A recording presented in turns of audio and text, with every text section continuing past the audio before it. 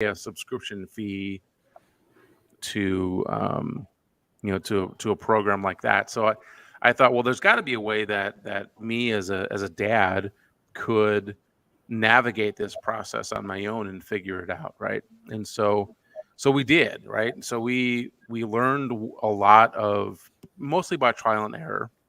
We learned a lot about what the process looks like, how to get the attention of coaches, how to get your huddle highlights put together, and how to do that, what that looks like, what the coaches want, how to connect with them via email or Twitter or social media, and all of these things that were required in order to get ahead, or to put Joe's name in their database as somebody that they would be interested in, what camps to attend, what showcases to attend, which ones are kind of viable, which ones are sort of just cash grabs, which ones may not be the best places to go because they don't have a lot of other colleges there. So you have to do a lot of research and figure that out. And then we learned about, okay, where do coaches hang out? Where do they spend their time online? How to get access to their information? How to get in front of them? That kind of thing. And so throughout this whole process, so Joe, he received some attention from a couple of D1 schools, one of them out in the Twin Cities in Minnesota. He got a couple of D2 looks. He got an offer from a D2 school in Michigan. He got a lot of D3 looks, and some NAIA scholarships. And he ended up choosing a D3 school out in Chicago, which is where he is now. We just we dropped him off last week, so he's going through 2-a-days in practice and all that stuff. So after this whole process, I thought, well, I can't just keep all this information to myself, right? I want to find a way to empower other parents to, for a couple of things. I want them to know that, hey, whatever they think about their kid, they're right. All right. No matter, whatever they feel about their skill set, they're right, whatever that might be. And then I wanted to empower them to say, you know what, it takes a lot of hard work, but they can bypass some of the other services that are out there. And if they do the legwork and the hard work, they can get in front of these coaches, and so I put together, a website, a blog, and a 2-hour course that parents can sign up for, parents and athletes can sign up for. I got a free ebook on my site, and all of it is really there just to, and I do an in-person seminar too. And all of it is really there just to be a resource for parents and high school coaches and athletic directors to navigate that process and try and figure out how to get the attention of these coaches. Now our experiences in college football and basketball, but many of the things that we learned can translate to baseball and volleyball, girls side of the sports as well.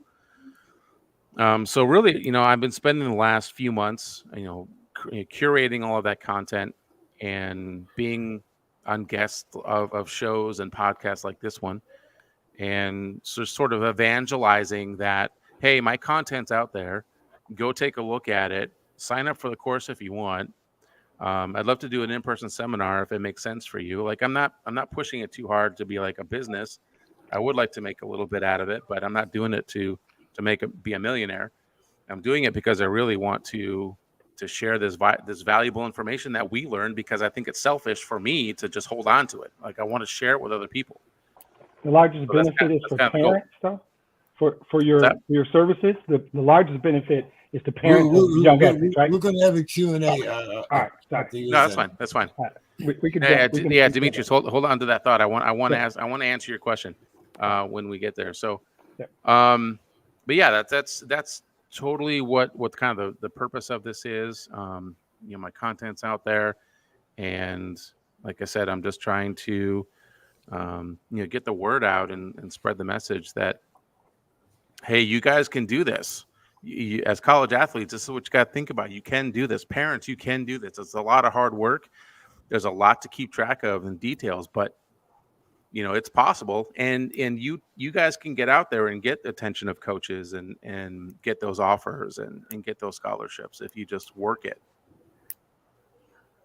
How did NIL alter or come into play while you were doing your research? NIL didn't really come into play for us at all.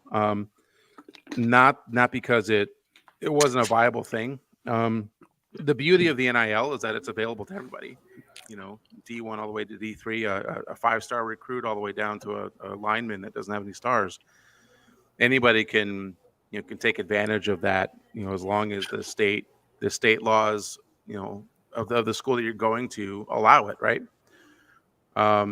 But for us, it wasn't anything that we even looked at, because the college experience that Joe was going after was looking for a program that he could, end up becoming a leader in, but then also at a school that was going to help him further his career in Lake Forest, which is the school that he is at. Was that selection. NIL didn't really play a part in our decision at all. But I've talked to some parents where, especially one of Joe's teammates that he's a senior now. He's trying to get some of that NIL, down the road, and they're looking for those opportunities to take advantage of that program. I like NIL. I think it's I think if you're going to be working or playing a sport for a college, and they're taking advantage of your likeness to earn some income, I think that as an athlete you should also be earning income from your own namesake, within reason. But anyway, so one of Joe's teammates, as a senior in high school, is sort of looking for programs that give him the opportunity also maybe get some NIL as well. There's a school whose name we shall not mention. Can you tell us a little bit about the situation with Coach Harbaugh, and what do you think the ultimate decision for this is going to be? Jim Harbaugh. What? Maybe I'm not familiar with what's going on there. Good. We don't have to talk about it. Let's just skip right over that. Why don't we just skip right over that and not talk about it? Thank you, Jeff. Great answer. What's going on? Okay, so I bleed green and white. I hate the school he's referring to. I never like to talk about him. Their coach is what he is. He did what he did, and it's a whole big mess. Enough said. Let's talk about Pittsburgh, Atlanta, Dallas, and Detroit. Period. That's it. Sorry, Jeff. I get a little worked up when he brings up that school. Listen, I don't actually. I'm a Golden Gopher fan. So oh man, look here. For all the days for Mr. Scott not to be here. Not be here. Right. Yeah, no, I'm a row the boat guy. I'm a big PJ Fleck guy. Nice. Here's all I'm going to say about about Harbaugh. To be completely fair, this summer I haven't spent a lot of time researching or kind of listening to the chatter on the news, just because we're preparing to get our son to school and stuff. So, I've had a lot of personal other things taking my time out. So I'll have to look into this, Demetrius, and kind of see what's going on. I can give you the short version. Those who worship at his altar will say it was about buying a kid a cheeseburger. It was, which is a violation, by the way. It was much more. There was a dead period during COVID. He committed probably 3 or 4 very minor violations. That's not really the problem. When they started to investigate, he misled and lied to the NCAA. That's the problem. It's always the cover up, way more than the crime. If he'd have just admitted to buying the cheeseburgers and stuff, this wouldn't be a story. But he tried to mislead them, and that's the problem. I'm looking at it now. Yeah. See, here's the thing about Harbaugh. Okay, I've never been a huge fan of his, and there's a reason why he's still looked at as sort of a sub-tier Big Ten coach. He's got all the flash, he's got all the recruiting, he's got all the personality. But listen, yes, he has a 70% win percentage while he's been at Michigan. But there are two things that matter most to the people that bleed maize and blue here in Michigan. It is, what's your record against Ohio State and what's your record in bowl games? He's 2-5 in bowl games and he's 2-7 against Ohio State. Like, he sucks, right? So he can go out and he can have a 90% winning percentage, but if he doesn't win the big games that people care about, he's not going to get the recruits that he wants, right? And so he's going to continually be this sort of sub-tier head football coach. I'm not saying he's bad, right? He's a decent coach. Obviously, he's got a 70% winning percentage, so he does sort of know what he's doing, or at least he's able to bring in staff that is enabled to show that he knows what he's doing. But he's just not able to get the same level of recruits that these other prime programs can have, such as, out in the SEC or whatever. And it's going to be even more difficult once the Pac-10 or the Pac-12 dissolves and half of those teams become to the Big Ten, because the recruiting pool, while they may think that it's going to expand for him, it's going to I think it's going to actually close off, because there's going to be more opportunities for these students who want to play in the Big Ten. All of a sudden, they have more programs they can go play for. Sue looked at the agenda, James, and she had brought one subject up, and I think it's a little bit related here. What kind of broke in the last couple of days here is the Michael Oher story. And so I don't know if you guys are familiar with it. He was an offensive lineman with the Baltimore Ravens. The Blind Side. Oh, yeah, the Blind Side. The conservatorship story. I think it's conservatorship story.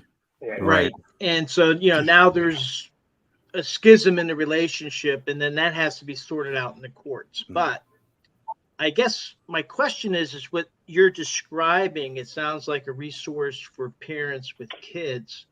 Mm-hmm. What about kids like Michael Oher, who before he met the Tuohys, he was kind of on his own? Right.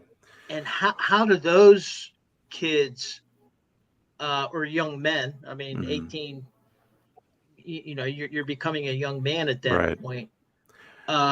Is there any kind of resource for those types of, I guess, emancipated kids that don't have a family looking after them?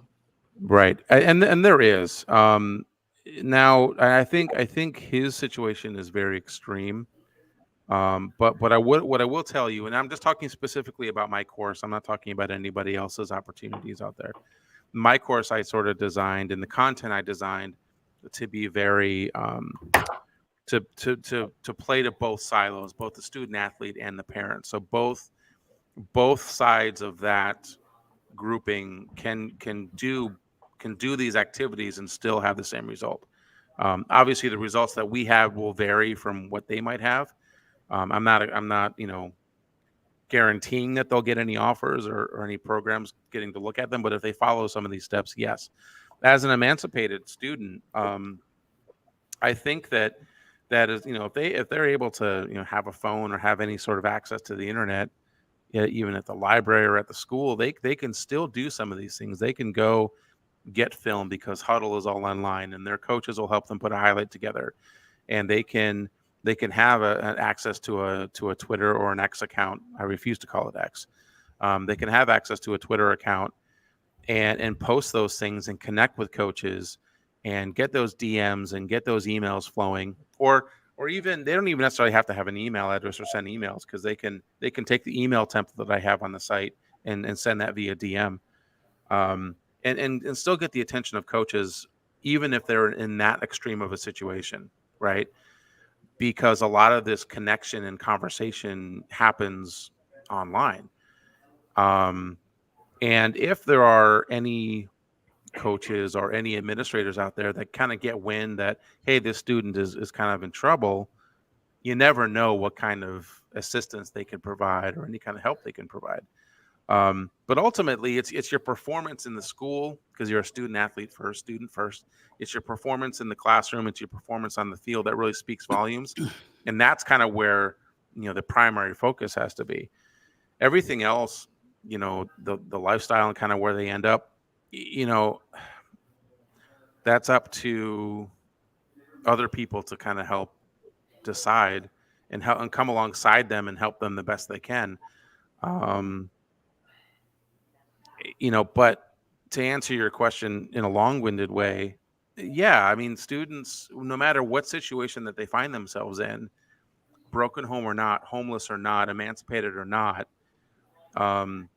if they have access to the internet somehow, they can still do all of these steps and still get in front of programs that could change their life. Demetrius, you've been waiting for quite some time here. So did you have some questions or remarks for Jeff? I was just going to ask sort of from a pushback standpoint, have you gotten any pushback yet from, I'm going to use the term, the system? Because there's a very structured system in place for people to pay for these services, and what you're doing is really good, I think, for parents in particular. Right. So, some more than others who don't know, and they're kind of at the mercy of this system or the coaches. I wonder if you got any pushback when this thing started picking up. No, I haven't. And honestly, I don't care if I do, because the NCSA and other organizations are going to get their money regardless, right? I don't care about that. And I encourage parents to use their free version of their system, right? They have to have an online profile. It's got to be complete. You can use their college program search tool, and that's a vital component to how I teach parents and students to find out which programs that they need to research and go out and contact these coaches. When it comes to pushback from coaches, not at all. In fact, many coaches that I've talked to, they're like, this is a great idea. A few of the coaches that we built relationships through the recruiting process, I've sent them information and I told them that I was doing this, and they're like, this is a great idea. They don't have time to help their athletes navigate this. They're just like, we're going to have access to your kid, and we're going to watch your film, and we're going to talk to you, but we don't have time anymore to go out and do the kind of recruiting, the one-on-one recruiting that some of these bigger programs are able to do or have done in the past. And even some of those large programs aren't doing it anymore either, for budget reasons and such. I actually sent out an email to every athletic director in the state of Michigan over the last couple of weeks. And I think I only had maybe a handful of people who has said that they weren't interested, but they didn't say that they weren't interested because they didn't think that my program had value. They just already had something in place. Yeah. There were some larger programs that already had relationships with, Michigan State or U of M or, some of the other larger schools, Eastern, Western, Central, and they already had relationships with coaches or administrators in those programs that were able to help their kids get through that process. But they said, this is a great program. We don't have need for it, but other people would, right? Yeah. And I've been talking to a few other ADs as they've been coming back from their summer break to just sort of help start some of those conversations, sharing out my information and trying to get some people to purchase the course. But they're all coming back and starting fall sports and things, so they're kind of distracted too. But I'm in this for the long game, right? There's a long process to this, and I'm asking people to trust me who don't even know me. And so, so pushback, not as much. And even if I do, then the course isn't for them, right? If I get pushback from somebody and says, hey, well, what are you doing? You're kind of bucking the system. Well, the system was broken to begin with because there wasn't one place for this information to be. There wasn't a repository of all this information. It was all over the place, or it was residing with just you, NCSA. Like, why should a parent pay all that money when they could do it themselves? And if they want to pay NCSA, have at it. I'm not saying don't do it. I'm just saying that you can do it yourself if you feel like you have the time and the energy and the knowledge and the willingness to to be empowered to do it. And one other thing about that is the relationships that you build with the coaches and the recruiters at these programs is so much more meaningful when you start the process from the beginning, from the first connection on Twitter all the way through the signing day. If you use a service, then you're using a broker to start that relationship, and you're coming in halfway through that relationship already. And so it isn't quite as meaningful. It's more of a transactional thing rather than more of a personal connection. And that's the thing that we appreciated by going through this process was the coaches that Joe connected with at the camps and via Twitter.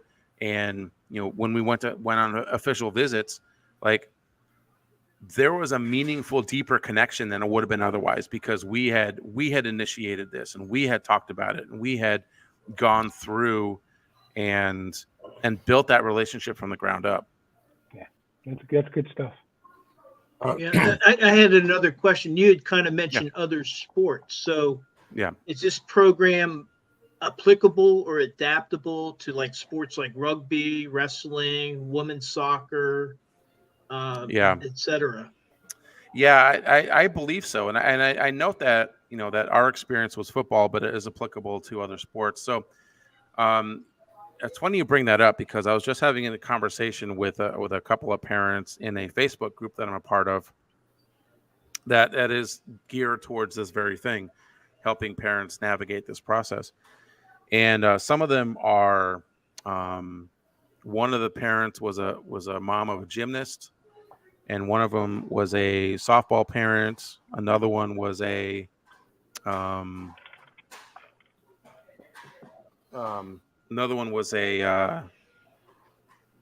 basketball and softball. So there's a variety of sports in there, and so we were kind of having this conversation and talking about what their experiences were, and many of the initial reaction or initial connections were done the very similar way that we did with football.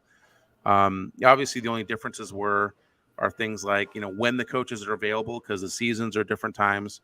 In some cases, the certain level of the program, so D1 or D2, that D1 and D2 typically will have athletic money to give out, but they don't always have money for other programs. So, like a gymnastics program, they may not be as well funded, even though they're a D1 program. So, really, one of the things that I think I wrote a blog post about this, kind of the differences between everything, that while some of the process of putting together and making the connections with the coaches is very similar, and getting in front of the programs is very similar, and doing the huddle highlights and the highlight reels is very similar. There are different nuances as far as scholarships availability, timing of the year when you're going to get the most connection and the most resources from the coaches. But it's all very similar. Surprisingly, it's all very similar. Reggie, do you have any thing for Jeff? I have no educated questions that I feel like will contribute to this conversation. But I am definitely getting a lot of information here about the process. Well, you can ask me something uneducated. Just ask me. Reggie don't do uneducated, anything, man. Reggie sleeps with a roll tie blanket. He don't do uneducated. That's all right, man. There's nothing wrong with that. Don? Yes. Do you have some questions or some comments for Mr. No, I was just making an observation. I guess different parts of the country are a lot different than like Texas, because down here, coaches are visiting campuses every day, finding they're beating the bushes trying to find players that fit their system. We have so many colleges in Texas, D1 all the way to, D3 that, play football. And my school, which is a kind of a newer school, we have like 3 kids up in Wisconsin, of all places, playing Division III football. Yeah. So, it's a whole different thing. I just remember like a lot of the players in Texas, they go to camps. I think Nike has a few camps, and they'll go to camp at like the University of Texas, A&M, TCU, and it's like they get the kids will get in the car and they'll just visit every little campus. My nephew did that. He went 2 weeks, 5 different campuses. So I guess just a little bit different than maybe Woods. You're not wrong about that, Don. We actually came down to a camp at Baylor. That was actually one of the first D1 schools that was interested in Joe. And we came down for a camp down there, and Joe got one whiff of the heat and humidity, and he's like, no, not doing this. But yeah, I mean, and we also did a showcase down in Tampa, and dude, like football in the South and the Southeast, like it's a different level, right? And you're going up against kids who play and practice and do it 24/7. They don't have another sport that they play, right? Not like us Midwestern kids in Northeast or Northwest where, you'll do football and basketball and baseball or track or whatever, right? Just because that's just kind of the different cultures of the different parts of the country. So Don, you're 100% correct that I know that because, people in Texas, man, they live, breathe, eat all things football, especially high school too. And you got high schools down there that have better stadiums than a lot of D3 colleges, and that's just kind of the nature of it. And so yeah, no, that's actually really good insight. And I had considered that and had thought about that, but maybe that's something I should add to some content, that sometimes the region of where you live might have a different effect on kind of the process. Mr. Bill Carroll is so you got to visit the Bitter. Oh, in Waco. So Jeff, yeah, you got to visit the campus. It's beautiful, isn't it? Baylor is unique. I like it. Yeah, Baylor was cool. But, they do have a beautiful campus, beautiful station. They do. The old Waco mascots have their little cage that they live in. I've seen those. That's funny. Bill, are you familiar with Mr. Howell's work? I am. Do you have any questions or comments for Mr. Howell? A combination. So I was in high school, just starting high school when recruiting, in the modern sense began. We all remember, not all of us remember, some of us remember when the Lemming Report, the original Lemming Report came out. I think came out in 1979 was the original Lemming Report. His timing was great because Dan Marino was a high school senior. Eric Dickerson was a high school senior. I mean, it was one of the great recruiting classes of all time, obviously. And it was the first time someone really attempted on a national basis, long before the internet, to try to analyze recruiting nationally. Of course, there were holes because it's one man in a van, literally, driving around the country with the old mimeograph machine. Oh man, those who are old enough to remember. Yeah. First, I have somewhere. Well, I don't have. My mother has, and her stuff. Well, my stuff that I didn't take with me when I moved out. Somewhere has the original Lemming Report. Probably worth something. I probably should have been more careful. It might be. Dang, you got to dig that up. I have to call my mom. Mom, don't put it away. But yeah, it was literally mimeographed, the original Lemming Report, and it was about that thick. And it still had that little smell to it. But things have changed, obviously. They have. NIL has changed things. Kids communicating to each other constantly via some form of social media changed things. 7-on-7 cultures changed things. Right. And so where the Lemming Report, for the first time, let kids in, Central Catholic know how they stacked up, or at least how some people thought they stacked up, versus kids in, Oregon, and kids in, Midland City, Oklahoma, and, Bossier City, Louisiana. And for the first time, someone said, here's where you stack up against this kid, this kid, this kid. Now the kids meet They go to camps. They, like I said, they befriend each other.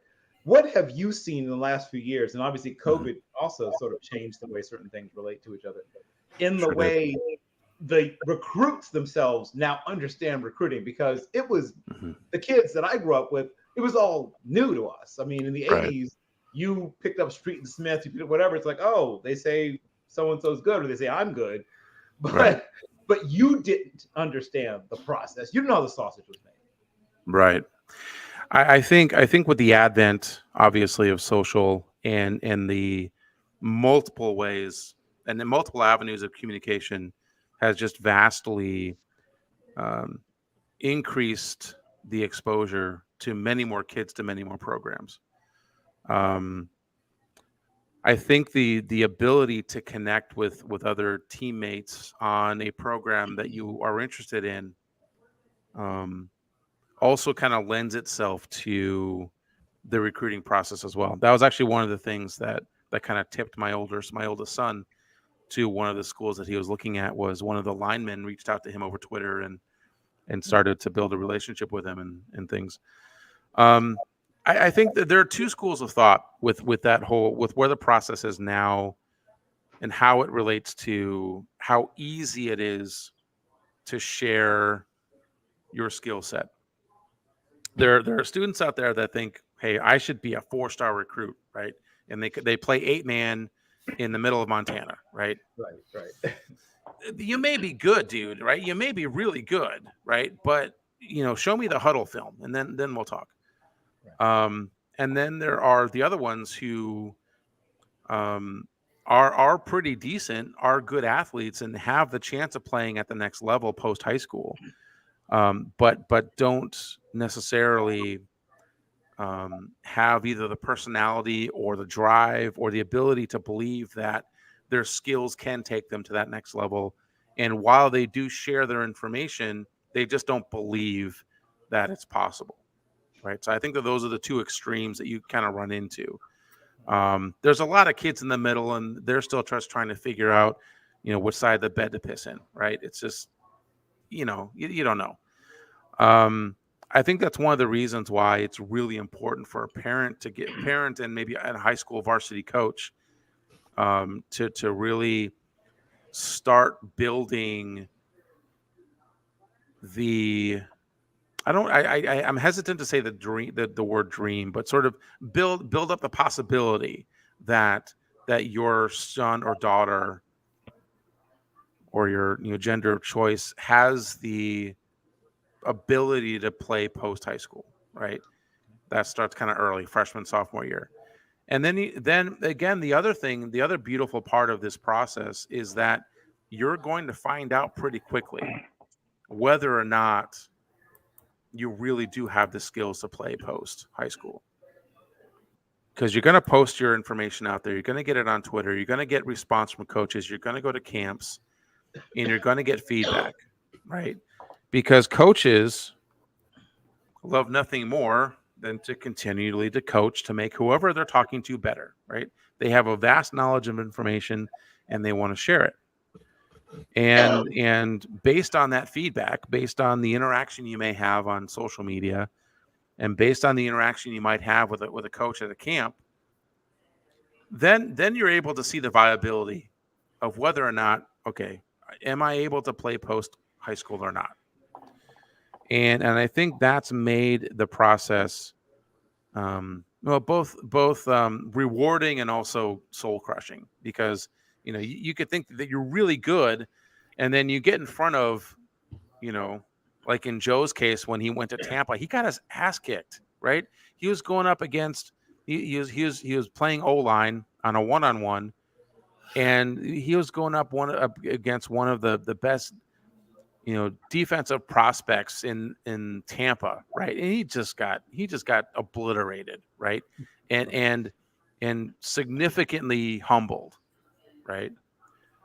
But one of the greatest things that Joe received from that camp was that the defensive line coach who was kind of helping the camp came up to him afterward and said, "Look, you got blew by because you're from Michigan, he's from Florida.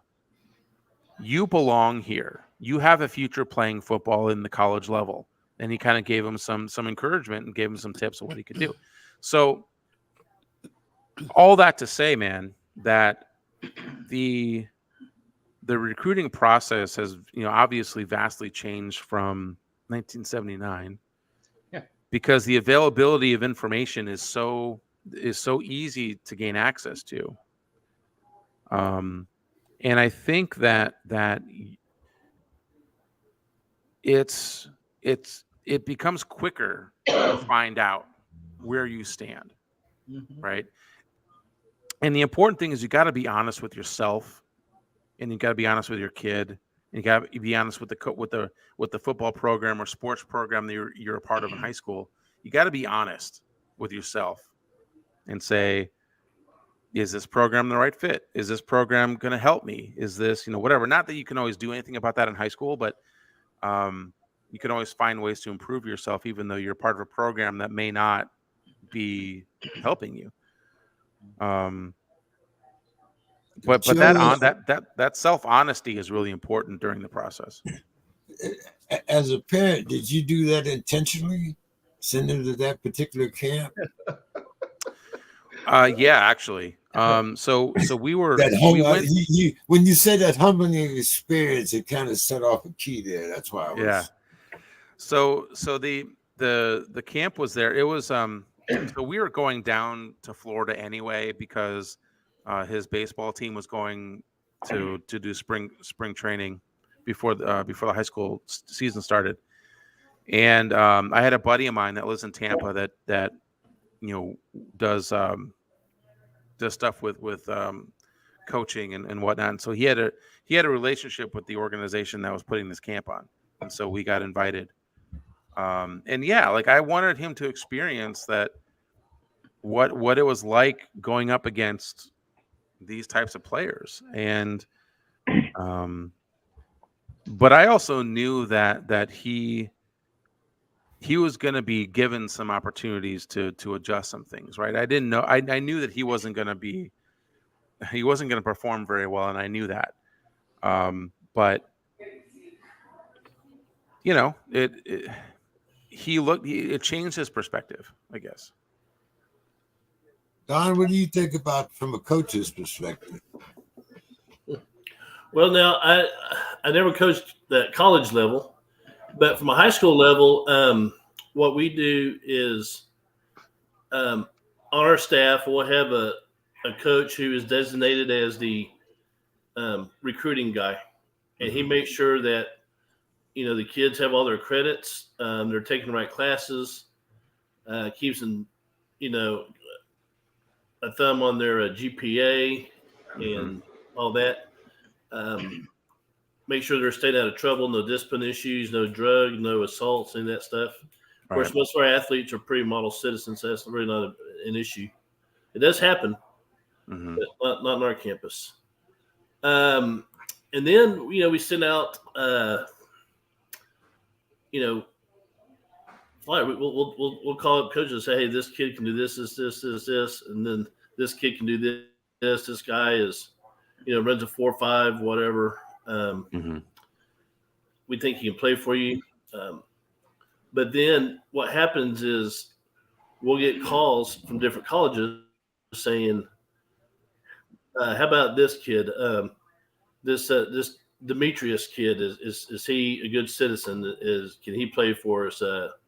He's a Lions fan. So hell no. Is Reggie good? Yeah, I mean, Yeah.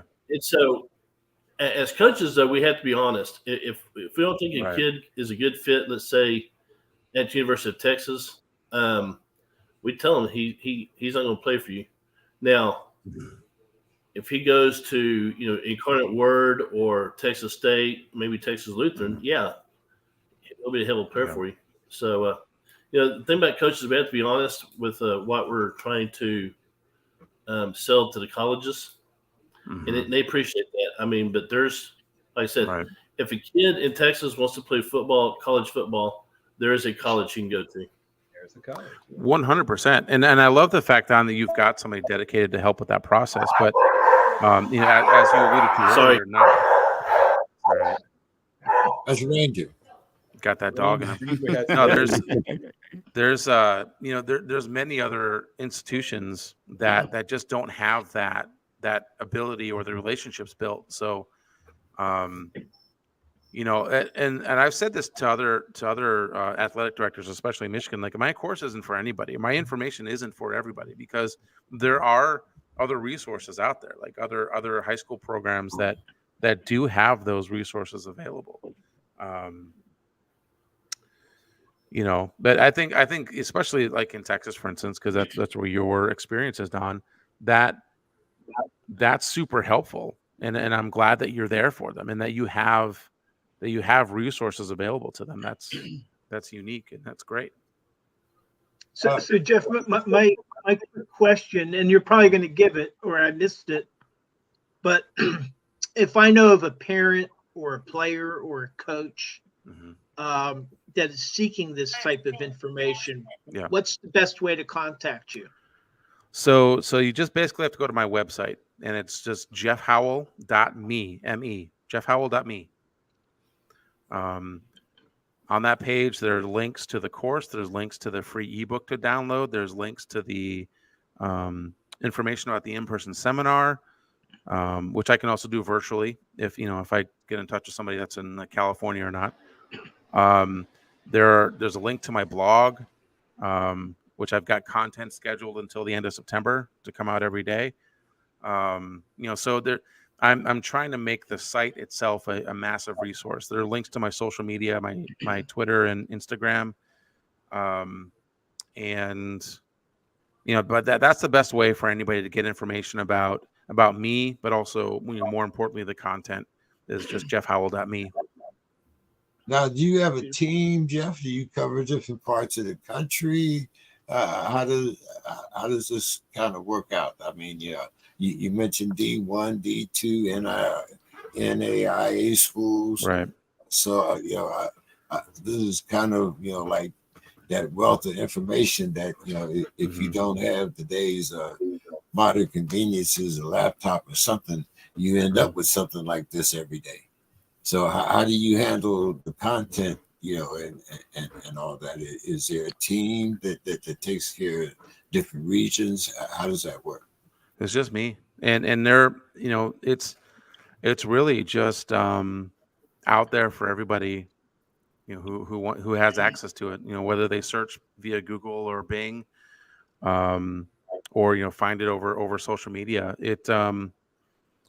I do use AI quite a bit to kind of help me come up with topics and things to have conversations, and they help me with sort of the outlines of things to write, but then I go through and I embellish it to make it sound like me, and to make sure that the content is viable. But when it comes to like regions or different levels, like it's most of the content is really geared towards high school students and their parents. On the blog, for instance, I cover topics all the way from the recruiting process, being on social media, not being dicks on social media, but all the way to like being kind of workout regimens and nutritional things and having a good diet and having good study habits and going out and getting a job on campus and how to make friends on campus and how to build relationships with your teammates and how to handle internal fights between your teammates or your roommates, or how to ask for help when you need help in the resource center if you're struggling at school.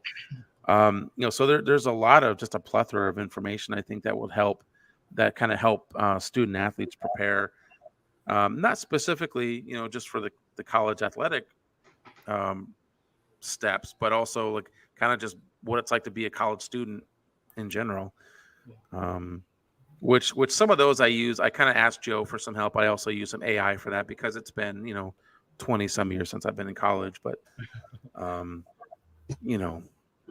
we might have to have you on to talk a little bit about AI.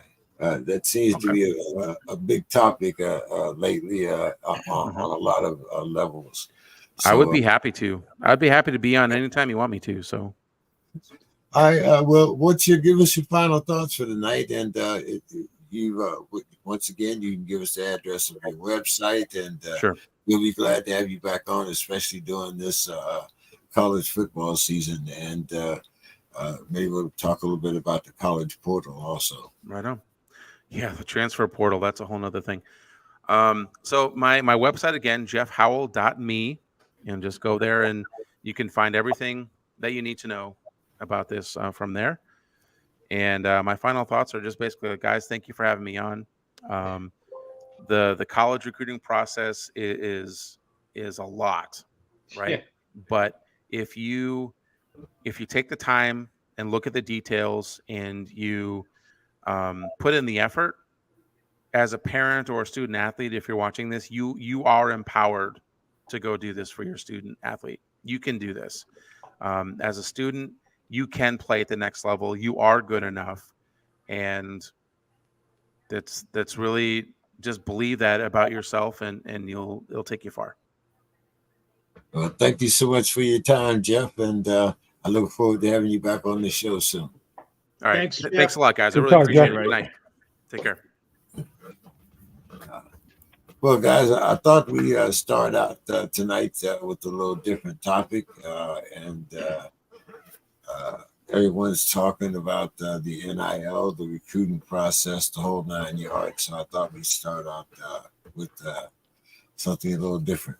And now Reggie got to go to bed, and I can't even hear how he feel about Trey Lance. Dang. I got about one subject for you guys. Well, whatever. I got time for like one. Reggie's giving us 3 minutes, and he's out. I'm trying to get in the jungle, man. We got Well, since we want to start there because Reggie, we know Reggie's going to be leaving us in a minute. So talk to us about Mr. Trey Lance there, Reggie, and also about your Falcons. I see Mr. Ritter didn't play. Yeah, he's getting superstar treatment. Him and Robinson right now, getting superstar treatment on that game 1, which I expected. I don't really, preseason guys. I don't expect to see guys out there a ton of time. And the bigger star you are, I feel like the less you play. I don't feel like Russell Wilson would have played so many downs if they were successful on the first downs that they were playing. They weren't. So, Coach Payton kept them out there. And I feel like it's going to be the same thing here with us. I don't expect to see much of Ritter or Robinson. Robinson's third on our depth chart right now. I don't expect that to be what it is when we go into the season. You don't draft a guy, 8th overall we drafted Bijan. Like he's going to be first on our depth chart when it comes to the running back position. But right now he's third, he's not playing. So I don't expect to see much from these guys. But the hopes down here, guys, are high. I'll tell you that, like all-time high as far as the Falcons are concerned. The Trey Lance situation is interesting to me because it mirrors the Jordan Love situation in the sense of you got a player that's been there for a certain amount of time and the team doesn't seem to be convinced that they're going to be their starting quarterback. And I think that's a little bit concerning because coaches and teammates, because if you listen to what people are saying about his practices and stuff of that nature, you're not hearing a lot of glowing endorsements that he's ready to go. It doesn't seem like he is. It seems like they're still saying that Brock's going to be the guy out there. So I feel like that's a little bit concerning when you take a guy. I think San Francisco gave up a lot to get him. It looks like he's going to be out the door. I'm not sure if he's going to start. 3 first-round picks along with plus. But I know there was 3 first-round picks involved.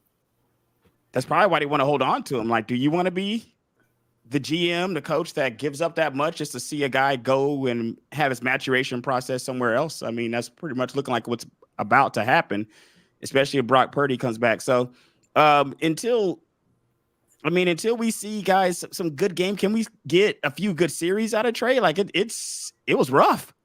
It was rough after this many years, guys. I mean, I expected to see a little bit more than what I saw. I'm hoping he does because the kid's got the from a build standpoint, I would say from a physical standpoint, it's what you want to see in the quarterback, but none of that seems to have come to fruition on the field. So it's unfortunate. I'm pretty sure he's going to be heading somewhere else at some point, guys. This would be rough to see him start for San Francisco.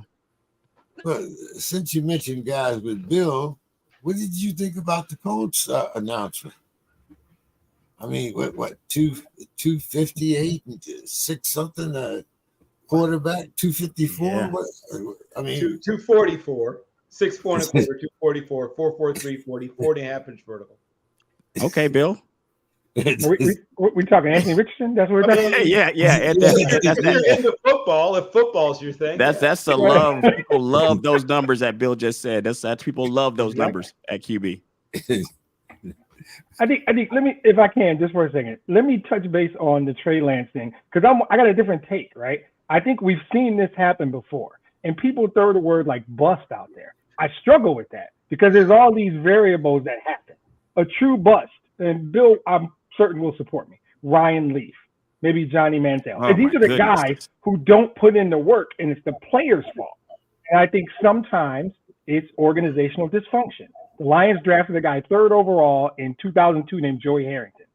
And then they promptly hired Steve Mariucci, went to a West Coast offense, which did not fit his skill set, and people called him a bust. I think that was, to me, injury is the one that I never label a guy a bust if injuries are the thing. And I think for Trey Lance, his development has been stunted largely by his inability to stay healthy. Yep. And I just struggle to call that bust. It's unfortunate. And then Brock Purdy is better than anybody expected. And I think Reggie hit a good point. My prediction, Trey Lance is going to go somewhere else and have a solid NFL career. I don't know if he'll ever be a superstar. I think he's going to play 10 years in the league for some other organization. So was the trade good? I don't know. I do believe there's talent in that kid, and in the right system with the right coach and a healthy body, Trey Lance will be a productive NFL quarterback.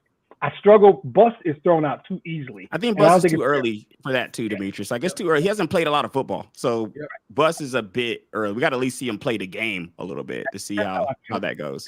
Yeah. What do you think, Don?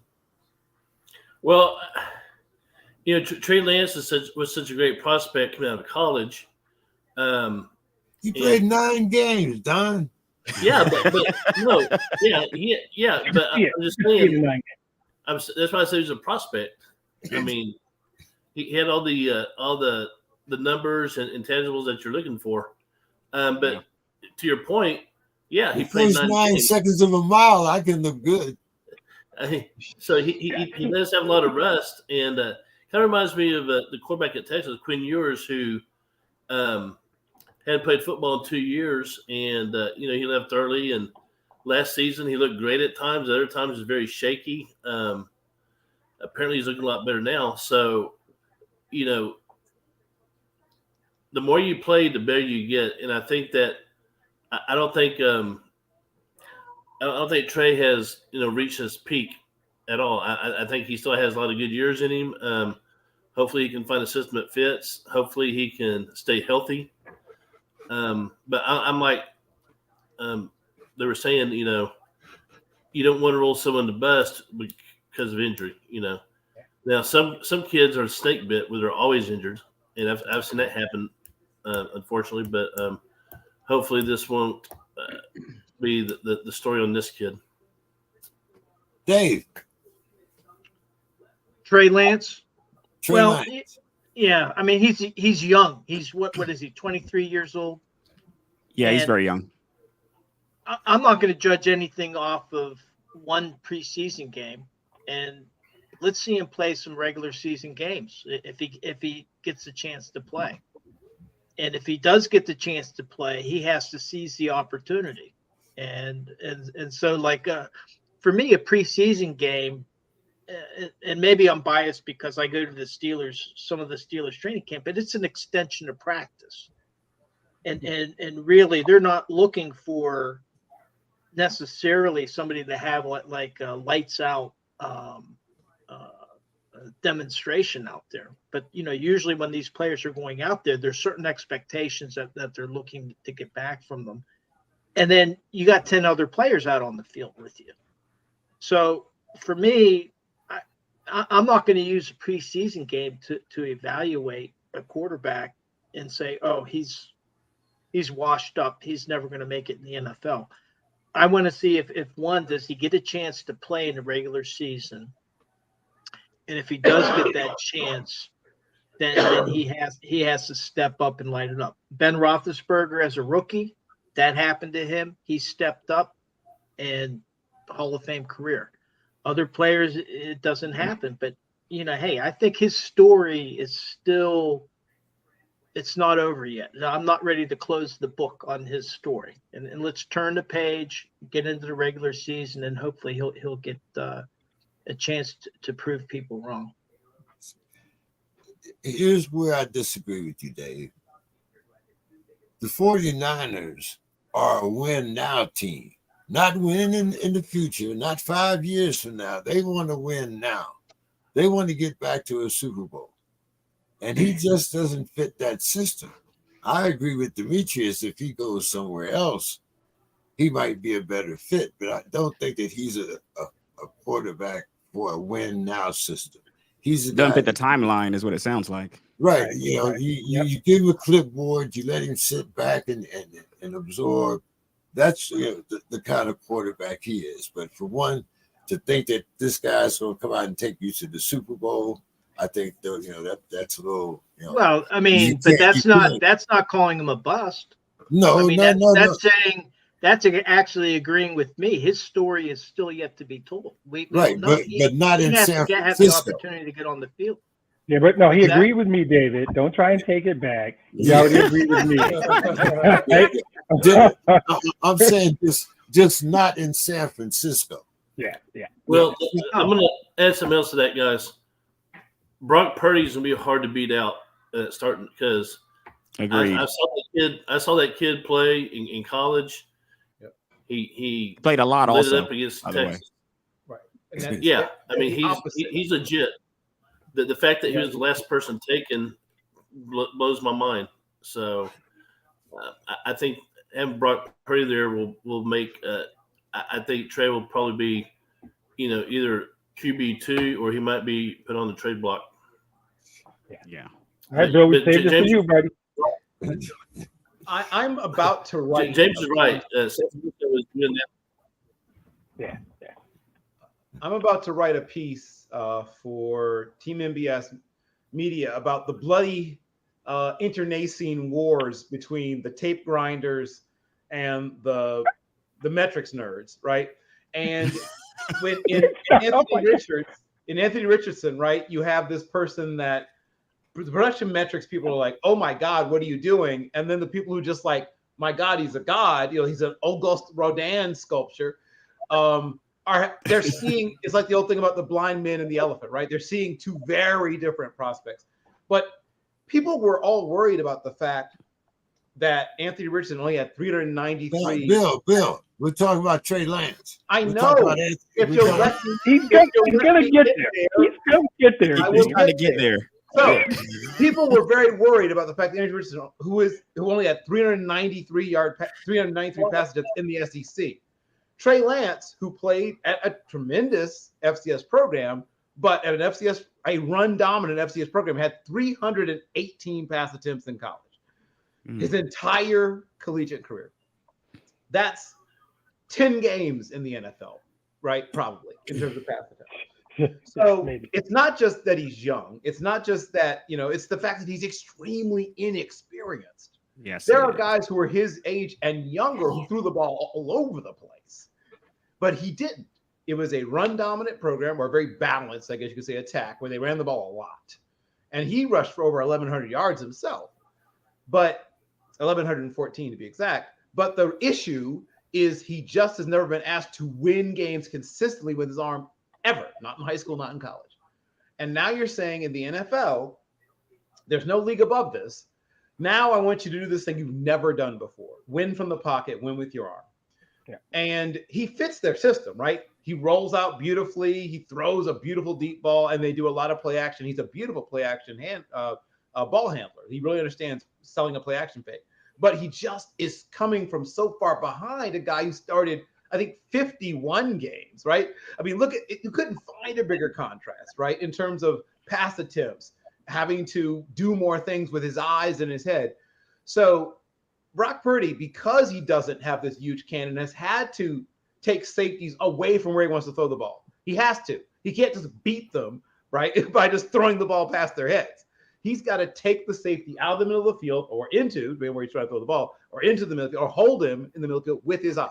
He's had to do this since he's probably 15 years old because he wasn't just going to blow it past anybody. When you are Trey Lance, it's the exact opposite. You don't worry about, I'm just going to throw the ball past this sucker, right? He doesn't worry about taking him into or out. He's not steering him with his eyes. No, he's just blowing the ball past him. So he's having to acquire skill sets now, even at age 22 or 23, that are coming to him late in his development compared to where Brock Purdy was, who had to master these skills by 14 or 15 to play at the high school level, let alone playing in college. So when you are a person who falls in love with physical traits, right? That's what some people do. They say, oh my God, look at it. Just look at it, right? What a magnificent stallion, right? But you don't look at, I mean, that's basically what some of them are saying.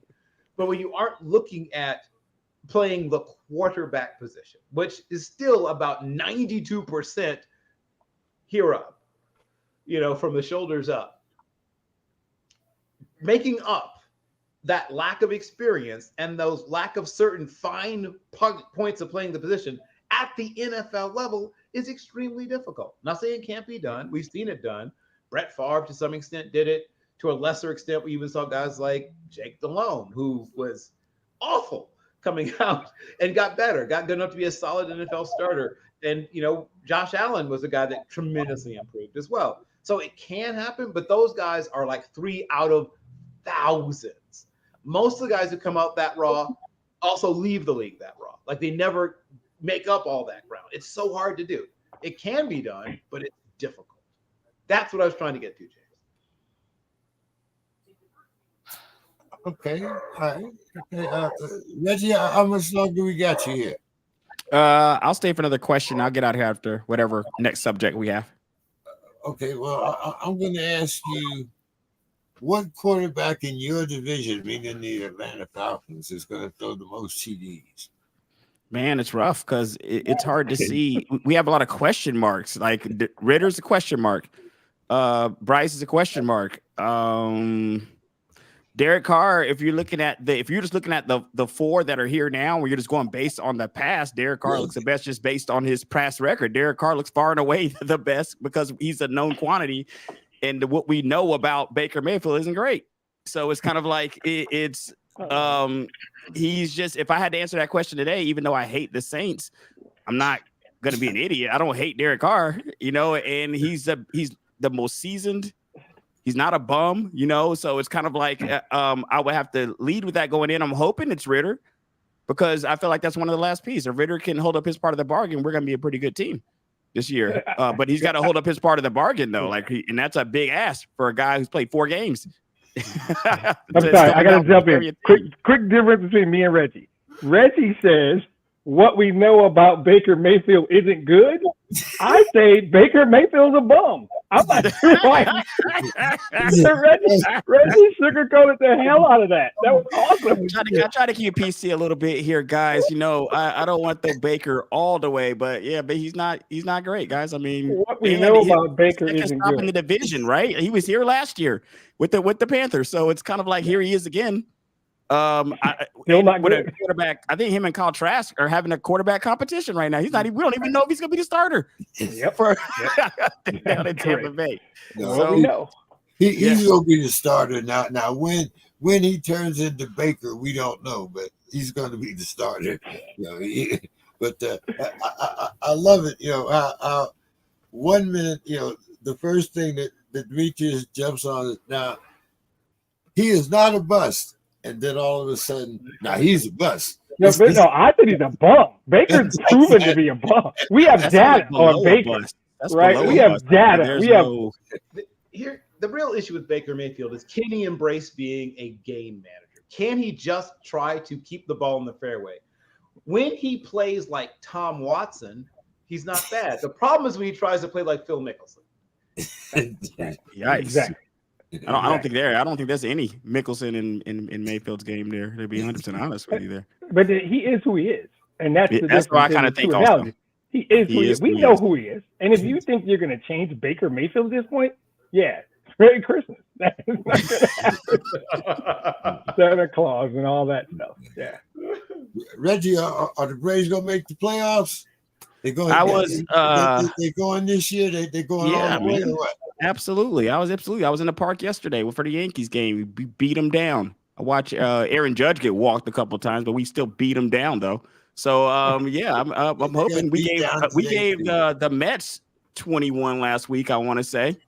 We're right now, as long when you have a team that's winning the way we've been winning all this year, you do get a little bit nervous as you come down the stretch, because that's what happened with the Mets last year. Like, they were winning a lot. They came down the stretch. Things kind of came off the rails for them down the stretch. So I'm hoping, cautious optimism, that things don't come off the rails for us. I really loved our team since last year, and I'm hoping that we're able to continue this. And I'm gonna try to get some of those tickets, man. So I need them to keep winning. You don't need to worry. They win the right way. Like, there's a way that you can see is not sustainable. The Braves win with good pitching, timely hitting, and good defense. Exactly. The Braves win the right way. So you don't need to worry about them. Well, hey, Reggie, give us your final thoughts, man. And are we going to see you next week or the week after?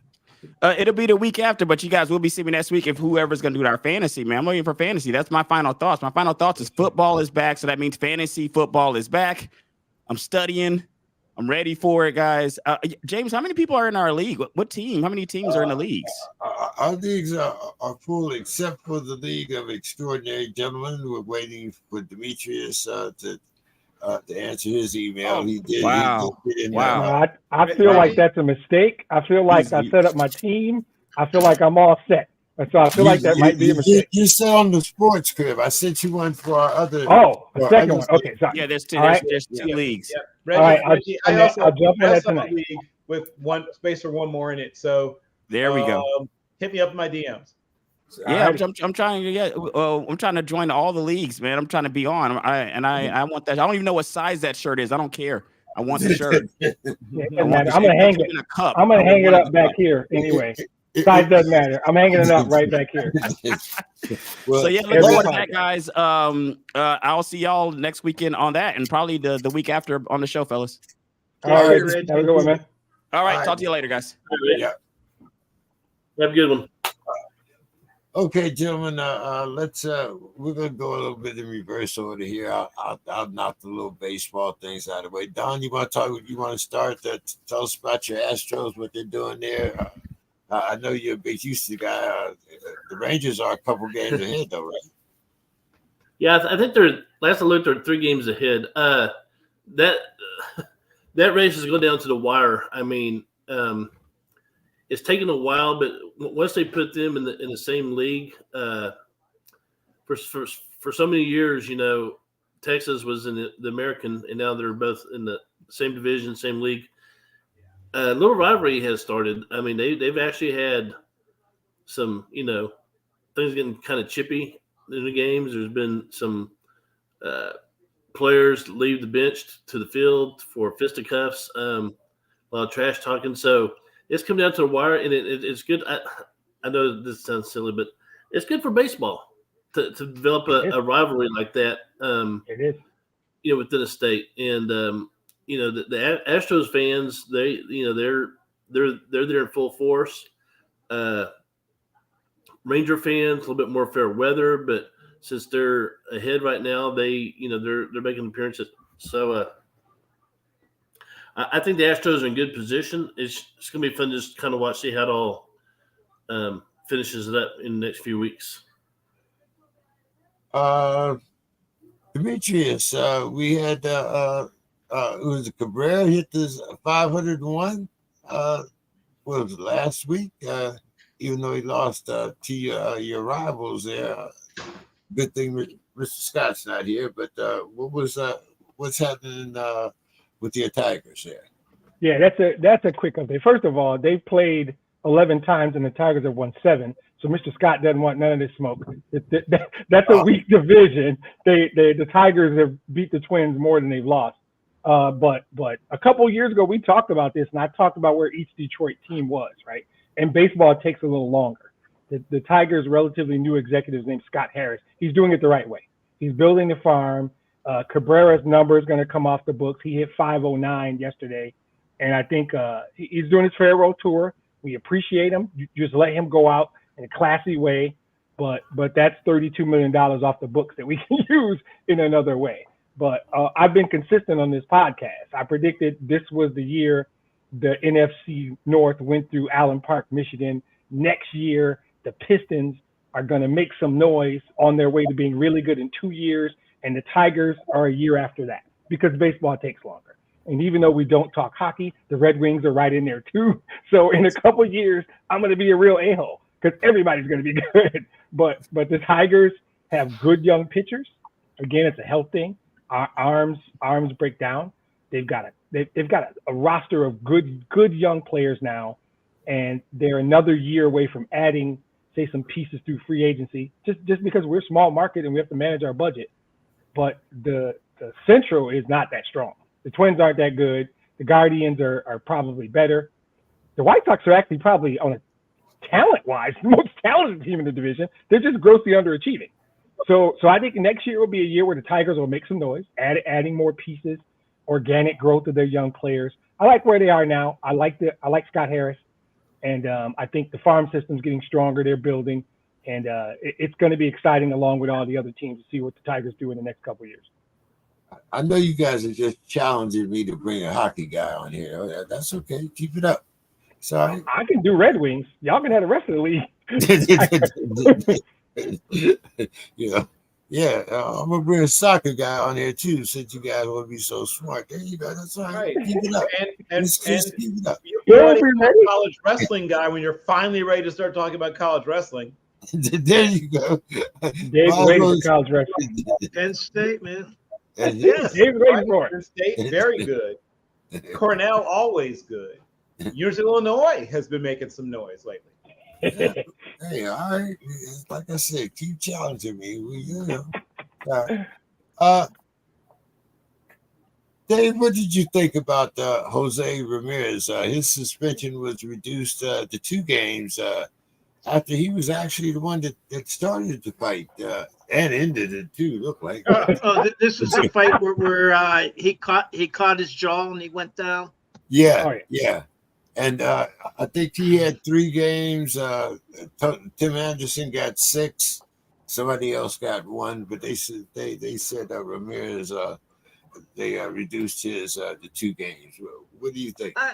I'm fine with that. I mean, what they have to do though, they have to be careful that this does not become a part of the game. You know, where fist fights are breaking out on the field.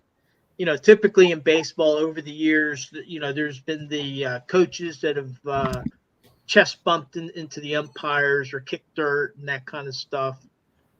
Fist fights there have been a lot of fights over the years, but not many. It's generally rare. And I think the suspension, it sends out a message. And I think it's fine. I think it was a lucky roundhouse, but he caught him good. Oh, that was well delivered. Oh, yeah. Because he was backing up whenever he got hit. Yeah, you got to go back and study his footwork. See, right, exactly. Hey, if I can jump in, because I kind of agree with Dave and kind of don't. So I don't think you work to take this fighting out. I think there is a message in reducing Ramirez and not Tim Anderson. I think baseball is sending a message. They have a history of policing themselves. They want them to police themselves. Tim Anderson is clearly a habitual line stepper. We've told him about how he tags. Jose Ramirez has told him about how he tags, right? So I think that if your guy hot dogs on a home run, somebody's getting plunked. You plunk my superstar, I'm plunking your superstar. They have a ton of unwritten rules and ways they police themselves in this game. It's always been there. And as the old dude wearing black socks, that's a good point. I love it. I absolutely love it. I love this fight because it ended suddenly. It was very, very Mike Tyson-like, over quickly.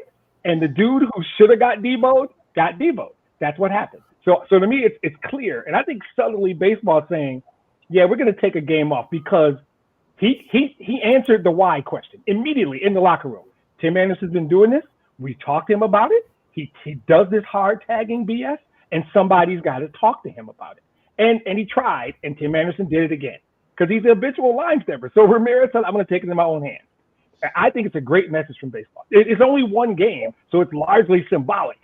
But I think it's subtly baseball saying, good job, Ramirez. And the answer, right? The answer comes, let's see how Tim Anderson tags the rest of the year. Let's see how he's tagging people for the rest of the year. And we can revisit this in 2 months and see if Ramirez is right. But I think baseball was sending a clear message by just taking one game off his suspension. They were supporting Ramirez and sending a message to the Tim Andersons of the world who just keep doing this stuff where, hey, there's rules in that game and there's unwritten rules. Police each other.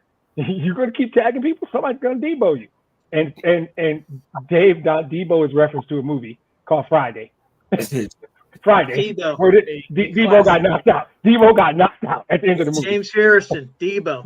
Exactly. Yep. So he got what's called Debo, when one punch and he was out before he hit the ground. James has seen it a lot in boxing. You could tell the way his body went back. He was cold before he landed. Yeah.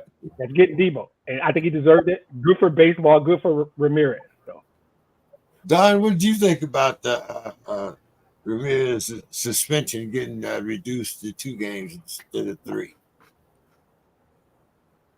Well, I think that was the best route to go. I mean, let's just face it, athletics, guys are competitive. I don't care if it's baseball, hockey, football, even they even have fights in soccer. So, it's just part of the game, and you need to be, I guess, judicious with the way you hand out your punishments. But, as long as no one was put in a hospital, I think 2-game suspension is fine. Well, he might have. It was a good shot. He might have went to the hospital. Come on, Bill. So I am nominally a White Sox fan. I live on the south side of Chicago. I go way more to White Sox games than I do to any other team's games now. Tim Anderson's very talented. He is, I will once again agree with what's been said by the right gentleman from the north suburbs. Yes, he is indeed a habitual line stepper. He's an irritant. It's like he's taken on the mantle of A.J. Przinsky a little bit as the guy that everyone hates on the White Sox. And he is the focus of a lot of teams' ire. And at some point, there was going to be some activity to remedy this. And it worked out, I guess, the way baseball kind of wanted. And once again, as Demetrius just said, baseball let everyone know how they felt about how this happened by saying, oh, yeah, no. 3 games is too much for knocking this guy out. 2 is about right. That's the exact right number. And by leaving Tim Anderson's punishment exactly the same, they were sending a very clear message to Mr. Anderson. We don't like you. No one likes you. And clean up your act. And that was clearly what they were trying to tell him. So it'll be interesting to see, like I said, people who are like him sometimes figure, oh, this means double down. I hope that's not how he reads this, because someone else will take him out the next time. He will be one of those guys that people put on their list, like when your team's already out of it, it's late in the season. Oh, okay, if he does this to me again, I'm going to knock him out, right? It'll be a bucket list thing for people. So he probably would be wise to do what he can to kind of, toe the line, but not step on the line. Right. I got to get my bucket list out. Knock out Tim Anderson. That's on my bucket list. Next week, David, I'd like to get Sue's take on that. Okay. Yeah, the other thing she mentioned today was Michael Oher, but yeah, I'll ask. Show her the video and ask her how she felt about the punch. All right, I will. Okay, let's get back to some football here. Bill, Bleacher report says that Chargers quarterback Justin Herbert is ranked ahead of Eagles quarterback Jalen Hurts by the coaches and the executives. Your thoughts on that, Bill? Well, you lost me when you said Bleacher reports, but I will nonetheless respond to what you've asked me. I don't think they talk to every single front office. There are probably more than half who would agree. Justin Herbert is 6'5" and white. Let's be honest about that. And he was the higher ranked prospect coming out. That's factual. I, frankly, and I like both guys, had Justin Herbert ranked higher in terms of my evaluation process than I did Jalen Hurts. At least in part because he ran offenses that are closer to what you do in the NFL than what Hurts had run in college. Alabama, for a long time, was one of the last teams, along with USC and a handful of others, to run at least a pro-style offense, which even then isn't really pro-style. But when people say pro-style, it means fullbacks and tight ends, right? That's what they really mean. Yeah. Oh, yeah, you take snaps from under center. You're not doing exactly the kinds of things you do in the NFL. You're not reading the whole field. There's things that are different. But at least there are certain things that are similar. Justin Herbert, for 2 years, played in an offense where he did read it, sometimes to second, third field, deep to short. Sometimes virtually the whole field was read.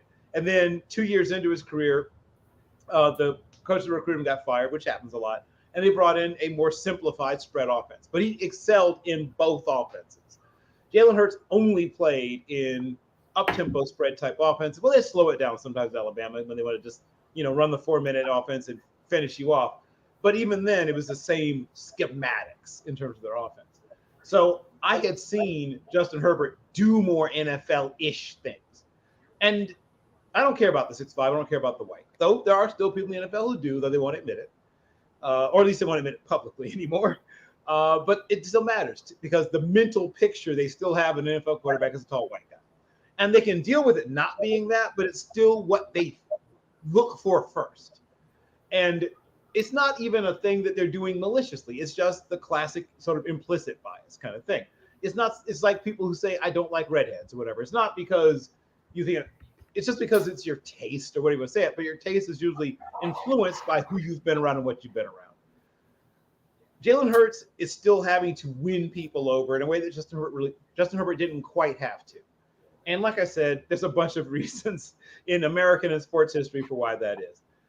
But they're both terrific young quarterbacks. They're both going to have fantastic careers. I think at some point they both win Super Bowls, quite frankly. But Jalen Hurts has accomplished more already. So if you're going by, and this is the whole argument for why some people call Tom Brady the greatest and some people don't, because he's not the most talented. He's not one of the top 70 most talented quarterbacks to play in the NFL, right? He's probably somewhere in the 180-somethings in terms of physical talent of guys who started games in the NFL. He's not far up the list, but his accomplishments put him at the top of the mountain. So when you're evaluating quarterbacks, are you evaluating their talent or their accomplishments? Justin Herbert's ridiculously talented. He's basically Josh Allen, but smarter and with not quite as solid like a coaching setup, obviously. If you swap out those two guys, you put Josh Allen on the Chargers, he's still an intriguing question mark. And Justin Herbert may have won a Super Bowl already if he plays for the Bills. Situation's everything with quarterbacks. I've said this a million times. Jalen Hurts went to maybe the second or third best run organization in football, maybe the best. I mean, it's a tight fight. Howie Roseman, I know I throw bouquets at his feet all the time. I'll do it one more time. Howie Roseman is playing three-dimensional chess every time the draft rolls around. How they let him, how did you let Jalen Carter go to the Eagles? You fools! Every year, Howie Roseman walks away, from the table, right, when the draft's over, cleaning out the suckers. It happens every year. And they wonder, how did it happen? Why am I going home, in a barrel while Howie Roseman is driving the rolls? He really understands how to get the best out of the draft year after year after year. So Jalen Hurts is in a great situation. He's been extremely well coached. The talent is deep on both sides of the football. And when something happens, they lose somebody, whatever, guess what happened? Howie Roseman said, oh, I got you. He's got rookies already being groomed to replace that guy, and he picks up free agents to plug the gap who work out, right? I mean, everybody picks up free agents, but his work out. What's else if he picked up a free agent who stunk? Howie Roseman is ridiculously good. Their scouting is great. So it's not an apples to apples comparison. One guy's in a better situation, but I love them both. And the only reason, like I said, that Herbert is ranked higher is because they think his potential, his ceiling is higher. He has a bigger arm, he's taller, and he's white. Don, what's your thoughts?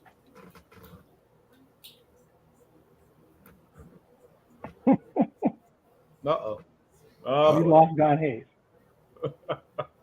Don, you hear me? Don's breaking down tape so he can answer the question. He's not Yeah, doing we're his talking to you, evaluation. buddy. Okay. Well, Demetrius, what's your thoughts?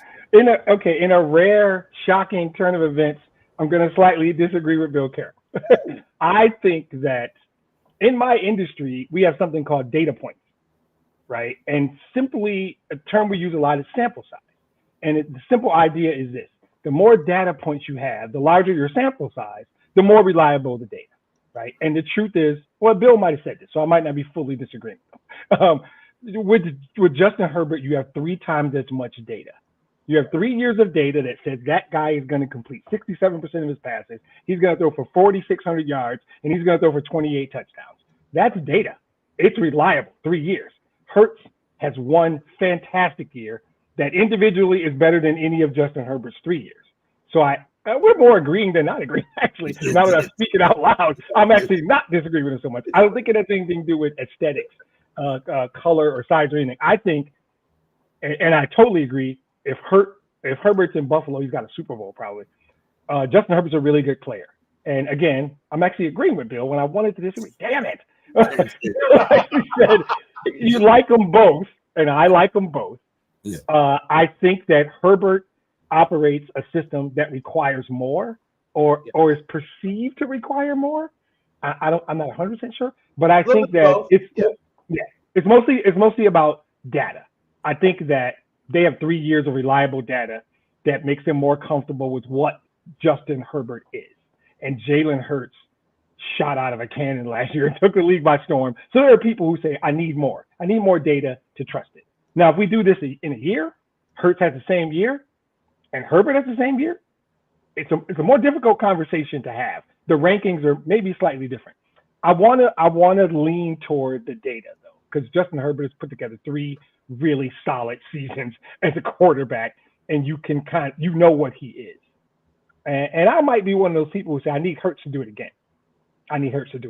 So I hope it's more about reliability of data than anything else. So it actually turned out I agree with probably 75% of what Bill said after all. Don, what's your thoughts on these 2 quarterbacks, Mr. Herbert and I'm sorry, I got kicked off, I think, by the internet. But anyway, so I know that Bleacher Report says that Herbert is a step ahead of Jalen, but records and stats say otherwise. I think they're both great quarterbacks. I think they're elite. I throw Patrick Mahomes there and Josh Allen, of course, so if I'm going to build a team, I could take either quarterback, just to start a team. But if you put a gun to my head, I'm going to take Jalen Hurts. I think he's still a little bit better than Herbert. Dave, you got the final word on this. Well, I mean, first of all, who was it that Bleacher Report talked to? Was it like the AFC West executives? Yeah, good point. I mean, that's so to what I me, meant when I said you lost me when you said Bleacher Reports. Yeah. I just, if they gave who they actually talked to, what teams they talked to, I might give it a little bit more credibility. But I would defer to what Demetrius, the point that he brought out is, what do the stats say? What have they done? Now, Jalen Hurts, hey, he got to the Super Bowl. You can't ignore that. I think that they're 2 really good quarterbacks. And like Don said, hey, he might pick either one to build his team. But, you got to have the right scheme in order for these quarterbacks to succeed. Yeah. Like Tom Brady. What team do you run? Yeah. Right. Like Tom Brady would not be the greatest of all time if he had been drafted by the Steelers and had Bruce Arians as his offensive coordinator. Yep. He would have been out of the league. He would have never gotten that far. Yep. And so you got to be in the right scheme. And I think that's something that Bill had brought up. So for me, I kind of dismiss the, the whole notion of the ranking. I mean, unless you know who's actually doing the ranking. Hey, yeah. Like I said, so a lot of times, it might only been the NFC East, AFC West. That's one way to, like you said, to kind of manipulate your data there.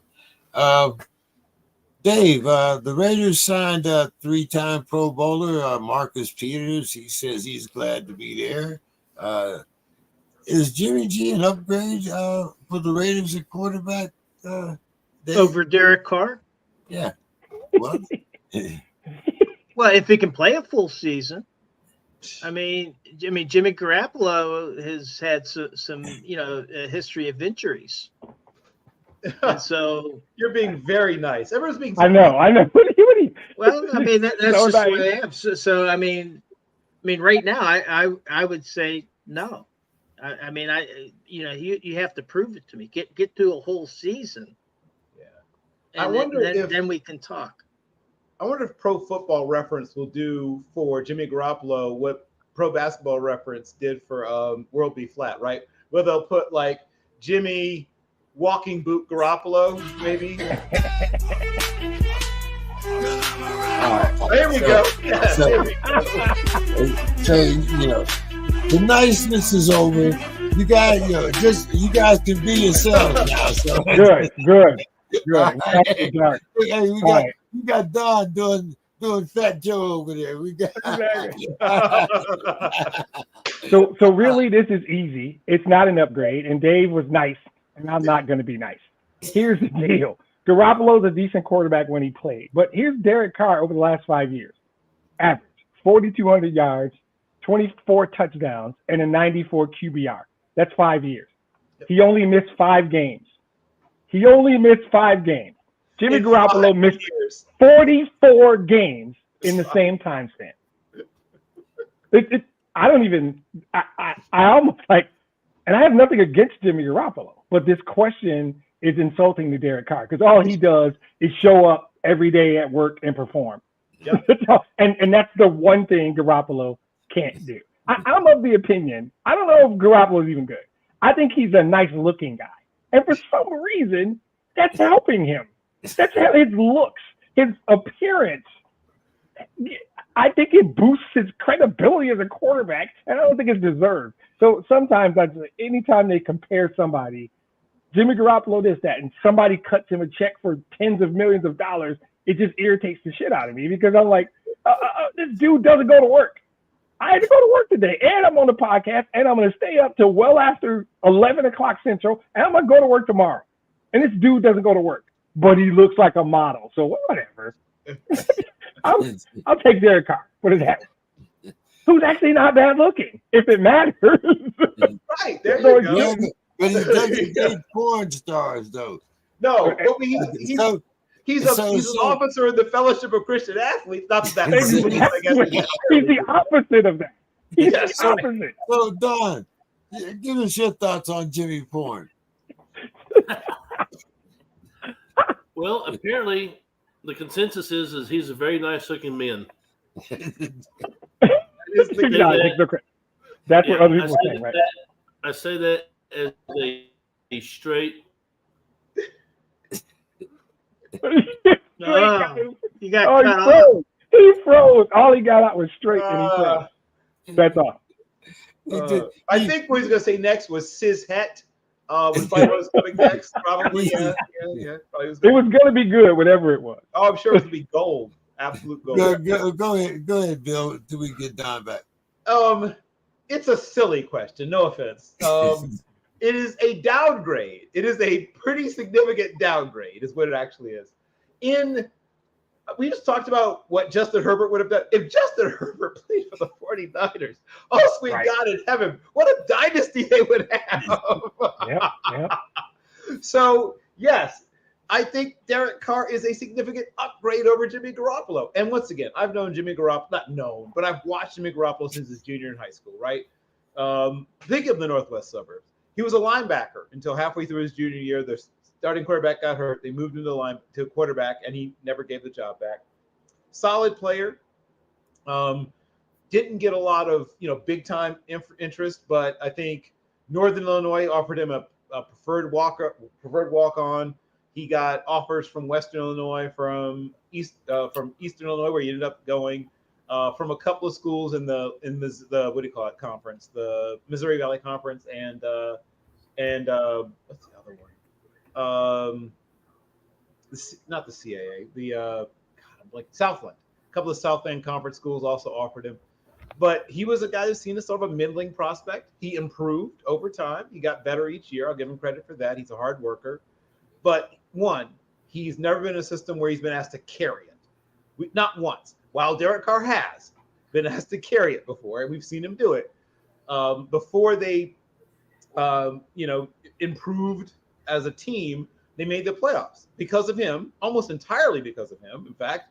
And then he got hurt, unfortunately. And then our eyes were directed to Connor Cook, of all things, in a playoff situation. Still one of the ugliest playoff performances, maybe in the history of football. But unfortunately, Derek Carr couldn't play because he'd gotten hurt in the last game. But Jimmy Garoppolo on that same team would have been lucky to get, personally wouldn't have finished the season, but as we pointed out, but also they would have been lucky to win 6 games. So it is, to me, in every way you can measure 2 quarterbacks, Derek Carr is at least 3 notches, if you're talking about out of 32, starting quarterbacks. He's at least 3 rungs above Jimmy Garoppolo in my rankings. That was a remarkable stat. That was a Bill Carroll stat there that you pulled out, Demetrius. 4 or 5 games, did you say? Yeah, he's missed 5 games. Derek Carr missed 5 games in 5 years. Do you know what Jimmy Garoppolo calls missing 5 games? November. Yes, well done. Don, did you want to finish your thoughts? You got cut off with straight there, so all we heard was that you were straight. That's all we heard. That's all we heard. All we heard was you were, and we knew that. I've been to your house. I know that. We know that. Yeah, so my internet's been active.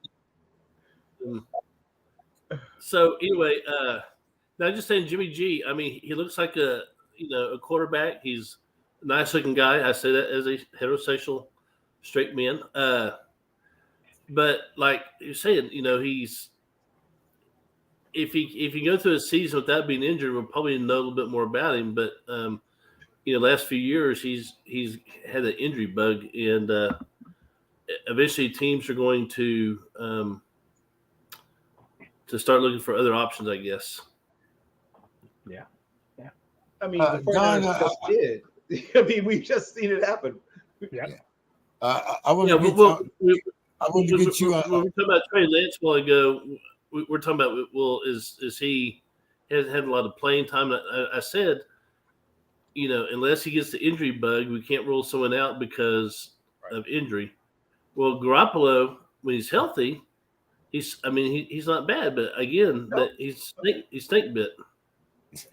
Yeah, I got to go with Bill. 5 games in November.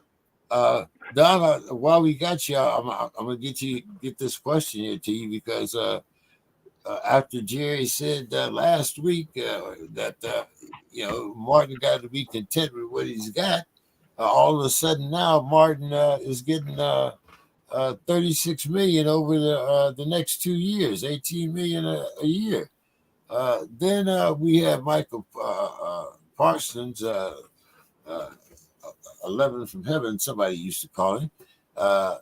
He compares himself to number 56. If you don't know who 56 is, that's Lawrence Taylor.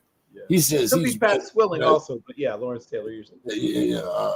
And first of all, Saquon Barkley wouldn't get out the backfield because he'd have to block Lawrence Taylor, but that's a different story. Don, deuces up, deuces down. Do you think little Deuce Vaughn will make the 53-man roster? You know what? If there's one person in this league I'm really cheering for is Deuce Vaughn. Great kid. He's only about 5'7", 5'6". 5'5". Come on, we know how tall. Well, I'm trying to squeeze some more inches in there. But the kid is tough. He's he's a little bowling ball when he hits the hole.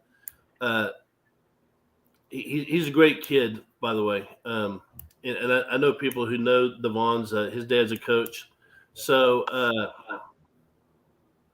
if there's one guy I'm cheering for, it's Deuce Vaughn.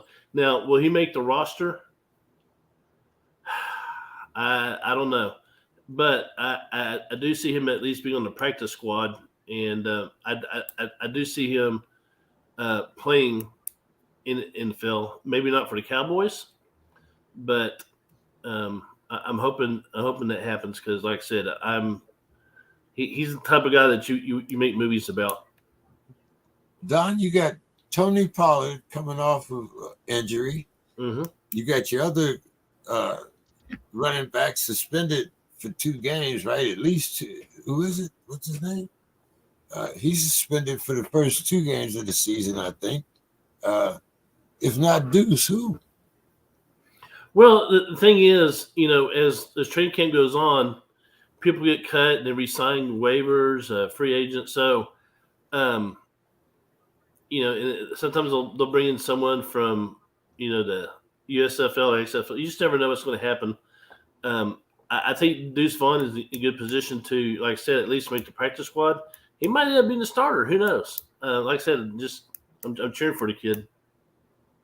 Yeah, the other thing is August 29th, there's one single cut where all the teams are going from 90 players to 53. So there will probably be a lot of running back prospects among those initial cuts. What do you think, Demetrius? I think there's a place for someone with Deuce Vaughn's talent. They'll find a spot.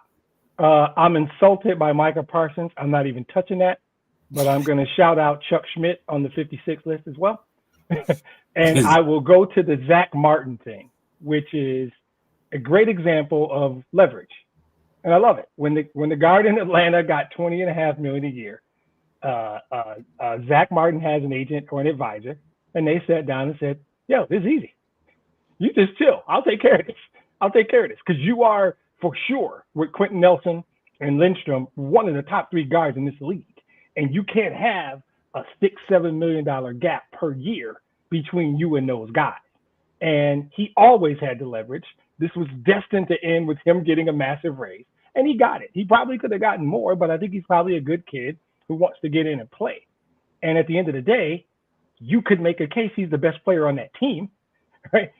So that's how leverage works. That's how sitting out, it's the easiest thing ever. When you have all the leverage, and he did, it becomes easy. So I'm glad that guy got what he deserved because the market sets, and when somebody else goes signs a deal and creates a gap, they got to pay you, and he deserved it.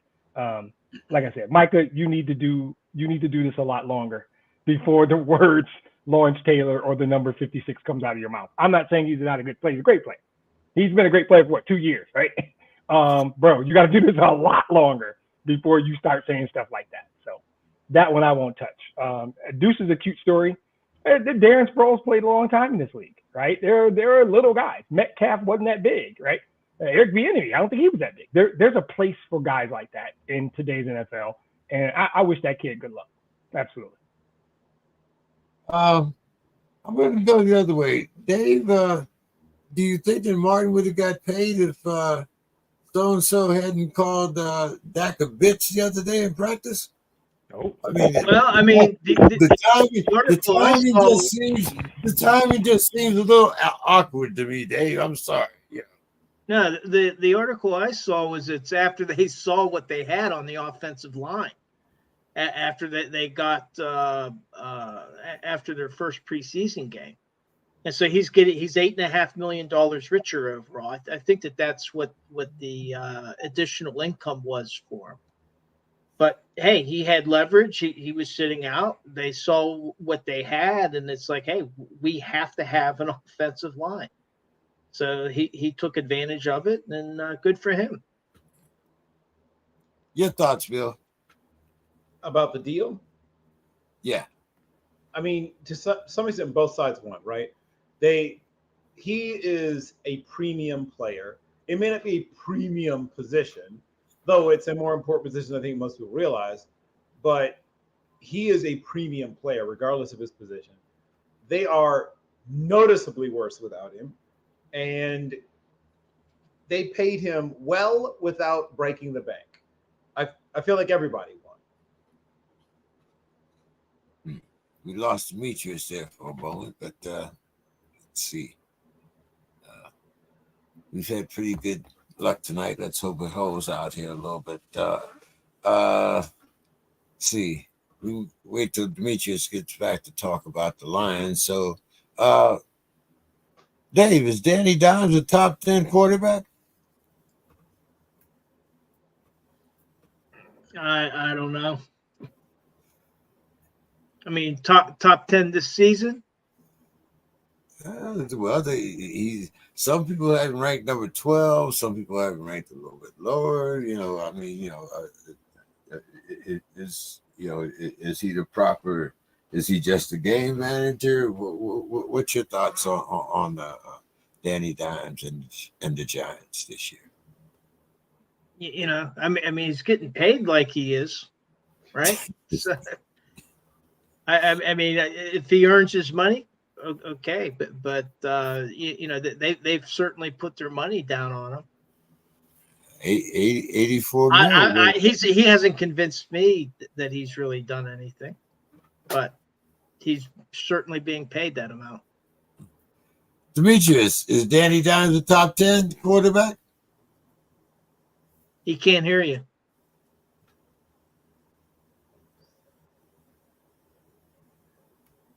No?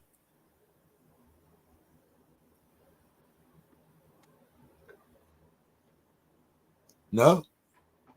Not yet. We can see you. You look great.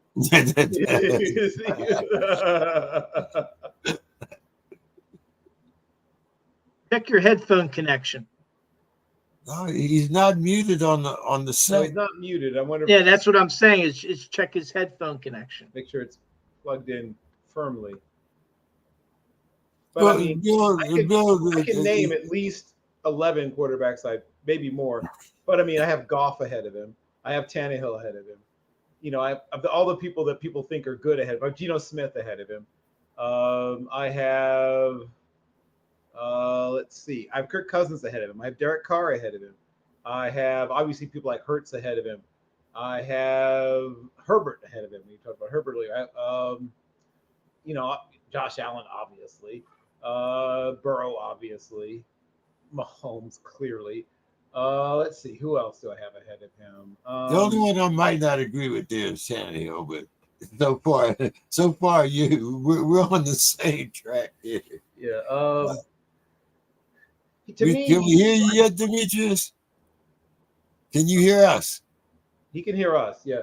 Okay, so Somebody we just asked can't about hear him. Garoppolo if healthy. If healthy, Garoppolo, I have ahead of him. Old Jimmy walking boot Garoppolo, I have ahead of him. So yeah, I could easily think of 11 or 12 quarterbacks that I have ahead of him. Now that may change this year. Maybe he has a career year, and he makes me change my mind. Oh, here we go. What about now, Demetrius? Now you're muted. Oh, now he is muted. Okay. Unmute. No. Go to your settings. I'm trying to unmute his mic. He's Oh, okay. Here we go. Oh, he's doing something. That's what I left out. Yeah, so I just looked it over the cap, and so for 2023, his cap number, he's the number 8 quarterback in terms of pay. In terms of pay, right? But Jimmy Garoppolo is ahead of him. Yeah, we can hear you. There you go. All right. Sorry. I had to get it fixed. I'm having all kinds of connection issues. Sorry, go ahead, Jay. I had them last week, so I can't complain. Yeah, everything that could go wrong is going wrong tonight. I think this is easy, right? I'll run down the list. There's 5 guys. There's no argument, right? Mahomes, Herbert, Joe Burrow, Josh Allen, Jalen Hurts. Easy 5. However you feel about Aaron Rodgers, cool. I think he's better than Danny Dimes. Correct. Jared Goff is absolutely better than Danny Dimes, period, in a paragraph. I like Trevor Lawrence. I like Lamar Jackson. I like Justin Fields. That's 10. I would debate Dak, Kirk Cousins, Matthew Stafford, and if Deshaun Watson figures out his stuff, I would say all 4 of those guys are better than Danny Dimes. To me, he's a 15 to 20 quarterback, 15 to 18 quarterback. That's about right. Yep. So yeah, for me, I didn't have any trouble ripping off 10 or 12 guys off the top of my head that I thought were better. Yeah. And you didn't even include Ryan Tannehill, but that's another story. We'll talk about that. Exactly. I mean, Derek Carr. If Russell Wilson figures out his stuff, all those names we talked about, you can make a case they're better than Daniel Smith. I have ahead of it. Right. You can make a case all those dudes are better than Daniel. Bill, I'm going to let you bust everybody's bubble here. Sean Payton's remarks put a spotlight on the Broncos. Do you think that the Broncos can play up to Sean's expectations? Well, his expectations are, they're going to win a lot of football games. So I guess by that very definition, he's going to be disappointed. They will win more games, but people sort of all chalked it up to coaching, and they were very poorly coached last year. But I don't know if you've watched. I mean, admittedly, it's preseason, blah, blah, blah, but their offensive line isn't fixed. They have not fixed their offensive line. I'm a sick individual. I've watched every preseason game twice, and they've got depth issues on their offensive line. They've got talent issues on their offensive line. It will improve, I think, over the period of the season, but they're going to lose some games because of that offensive line situation. They lack depth also in a couple of places on defense. They've got good starters almost everywhere on defense, but look at the guys playing behind them. I think when fans and even some media people analyze teams, they just look at starters. And that's a good way to get fooled because people get hurt. It's football. It's very rare that a team starts with the same guys and ends with the same guys. When the year that the last time that the Green Bay Packers won a Super Bowl, they had 22 players that at least visited IR that season. Yeah. That's a crazy number, isn't it? That's basically offense. Everyone on offensive team. Now, it wasn't that way. It was like they lost a bunch of guys in clusters. At one point, they had a tight end who was a former linebacker on another team. Guy named Spencer Havner, who was a kid I followed at UCLA, had been in and out of the league, switched from linebacker, late in his career from linebacker to tight end, got cut by Washington. That tells you, where it was. They picked him up, and he got a Super Bowl ring. Shout out to Spencer Havner. But that's a measure of how teams that are really well run can survive even crazy runs of injury and still be successful. But most teams can't do that, quite frankly. So if you look at teams and look at their second and third player in some cases, some places, like offensive line, you have sharing guys. Like I'm a backup right tackle, but I'm also, backing up these 2 other positions. So if you lose one guy, you lose 3, right? If that guy comes in for somebody, gets a high ankle sprain. Now, not only do you lose your backup right tackle, you lose the guys also backing up 2 other positions. So some teams only dress 7 offensive linemen on game day. That scares the daylights out of me. I couldn't do it. I gotta start. I gotta have 8 offensive linemen suited up. Right. What are you gonna do if 3 guys go down? You go tell your tight ends hey, you played a little tackle once, haven't you somewhere? I mean, that's a terrifying thing. Depth is so much more important than people realize. The Chargers looked like they had depth last year until they got hit by the injury bug pretty hard, and also they never had depth they thought. The Raiders got hit in certain positions, but the AFC West always seems to have injury problems, it seems. But particularly on their offensive and defensive lines, Denver really suffered last year, and they lost a couple wide receivers on top of it. So health is going to be big for them. Now, if they are miraculously way healthier this year, they'll win just 2 or 3 more games just because of that. And then you add the Sean Payton factor. That's another win or 2. So we're talking about a team that is probably in that 7 to 8 win range, but he's thinking probably above that number. So yes, he'll be disappointed. Demetrius, what do you think? Yeah, I mean, I think Bill covered it really well. I mean, I think the good news is you don't have to. Sean Payton didn't sign a 1-year deal to be the coach of the process, right? I think that he did not. If they win 8 games, you probably have met expectations. But that's largely because the bar was so low last year. You have to be realistic. They had injuries. They play in a division with Kansas City and a pretty good LA Charger team. I think all you have to do is be significantly better than 5-12. If you win 8 games, that's a +3 improvement. You can sell that in the first year of what is absolutely meant to be a 3 to 5 year thing, right? There might be more talent deficiencies than anyone really wants to acknowledge as well. But I think that if they go 8-9, 9-8, you can sell to people, this ain't hacking. And I think the remarks put you in the position where that's the baseline. You have to be probably 7-8 wins, or you're just Nathaniel Hackett. You go 5-12, how do you have that end of season press conference with the stuff you said about Nathaniel Hackett? That's tough. So I think what they should do is just go win some football games. And if you go win 8 or 9 games, this becomes there's a classic hip hop song from 1995. I love to bring up non sequitur hip hop song references for no apparent reason. The Far Side had a song called Running. And there was a line in there that said, you let the bullshit blow in the breeze, it's just debris. You win 9 games and nobody gives a damn about what you said in the preseason. And that should be their approach. Go win 8 or 9 games and you won't hear the name Nathaniel Hackett anymore. If that's their approach, they'll be fine. And I think based on Bill's comments about health are real. I think if you systemically, schematically put Russ in a position to play better, which they did not do last year, you should be able to get to 8, maybe 9 wins. And I think if you do that, you're fine.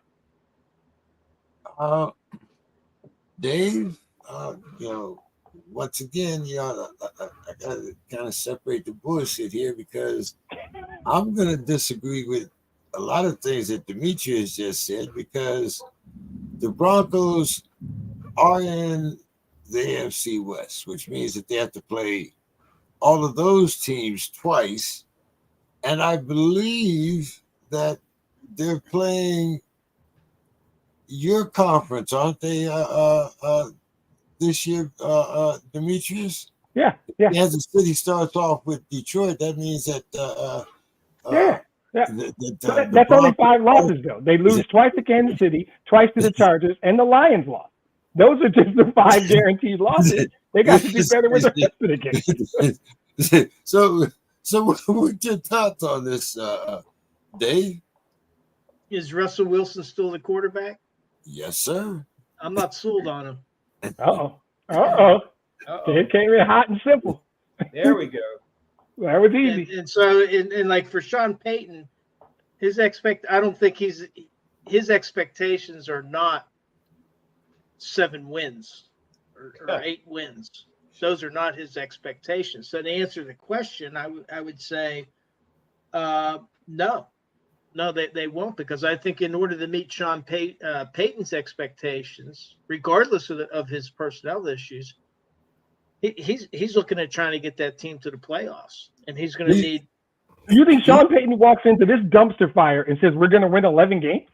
I can tell you. I think that that's his expectation. But I think he's dumber than I thought he was. Then I'm sorry, I might have missed. I think he's expecting double digits, which is at least 10. And I don't. He's see a fool. That. He didn't do his homework. And I think as long as Russell Wilson is his quarterback, is he all of a sudden going to be a team quarterback, or is he going to continue to be a dissension point among the players? I don't know. I'm not a Russell Wilson fan. I think he's overrated. He knows the division they play in. If he walked into that building and told anybody we're winning 10 or 11 games next year, like this year, I don't understand how this works. Sorry, it might be me. No, it's not just you. Like I said, 10 games. I just told you 5 that we think that they're going to lose off the bat. And that's what I mean. I think Sean Payton signed a 5 or 6 year deal. Sean Payton, he knows what he walked into, right? So the key to this whole question is Sean Payton's expectations. And I think if he expected what David said, then you guys are absolutely right. I do not challenge you. I hope that's not what he thinks, that he's got a 10 or 11 win team, because he doesn't. Because we just dropped 5 losses in his lap right now. So. I think the real answer is sort of in between. I think he has an external expectation. I think he's saying all the things that coaches say. This team win a Super Bowl, blah, blah, blah. Get in the tournament, anything can happen. I don't see why not us. I mean, coaches say that stuff. you don't walk into the building and say, okay, guys, let's end up a little below 500. But I think he's a realist inside. I think the internal Sean Payton, the one that isn't talking to the players, that isn't talking to the press, knows that this is a team that's going to fight to end up just a little bit below 500. The one that's talking to the press and talking to the players is talking about, let's get in the tournament, let's get in there. Why can't we, why not us, all that kind of stuff. And I mean, I look at that offensive line. Ben Powers is not with the Ravens for a reason. Garrett Bowles is serviceable. Lloyd Cushenberry is sort of a bright spot. Quinn Miners is a talented young guy. I think the arrow's pointed up on. Mike McGlinchey is a formerly talented guy. I think the arrow's pointed down on. Then they've got Cam Fleming, Kyle Fuller, not the former defensive back. God, I hope not. But the former Seattle backup, who was also a backup for them. Luke Wattenberg, who unfortunately had to play some last year. And to Russell Wilson's consternation, didn't seem to understand reach blocks at all. So hopefully Wattenberg will not have to play this year. Quinn Bailey is truly a backup, like a made-to-order backup. Isaiah Prince is a guy who I think someday becomes something, but is a very young player who just isn't ready yet. That's their too deep on their offensive line. Only maybe two of those guys are players I truly like and trust in terms of guys who I think should start in the NFL. The rest are guys who should probably be backups. You don't want two starters and like 7 backups or 8 or 6 backups. You want 5 starters. They don't have 5 starters. That's my main concern with this team. It's not even coaching. It's not Miss Russell Carrington Wilson who's being disparaged on the show. Let me quote Sean Payton. Let's let the man set his own expectations. Sure, let him do it. Yeah. Quote, I'm going to be pissed off if this is not a playoff team. Yes. He I apologize, David. You're right. It might have been one of the worst coaching jobs in the history of the NFL, talking about his predecessor. Yes. Wow. Yes, he said. Wow. Right. Kudos, David. No, Kudos. he's not wrong, but you're not supposed to say that out loud.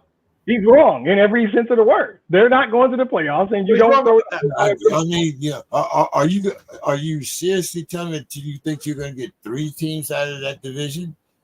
Kansas City and the Chargers are vying for at least 2. But Bill clarified this for us. There's what you say as an NFL coach when you're standing in front of a podium, and what you believe in your heart. Yep. I'm going to take what you say. Right, but I'm not going to try to read his mind. You're absolutely right. As it relates to the question, I backtracked. You guys are dead on. I think he's a fool, and they're not going to make the playoffs. But okay, if he expects it, okay. No. That's not a playoff team. But you can't say that publicly. Like he did. Right. But No. But I'm saying, never in the history of coaching has a coach walked up and said, we're not a playoff team. None of them has ever said it in the history. Well, okay, let me rephrase that. Not since the late, great John McKay has a team, as a coach, strode confidently through the podium and said, we are not a playoff team. Obviously, John McKay, the quotable John McKay, was asked one time about his team's execution and said, I'm all for it. So that was a very different time and a very different man.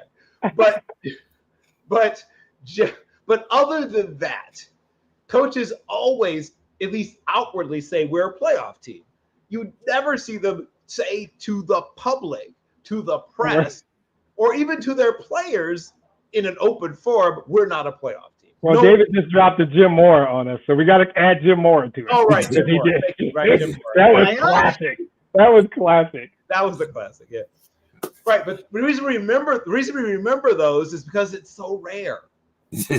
Right. Okay. Let's talk about Eric Bieniemy. And I'm going to let you start this one off, Demetrius.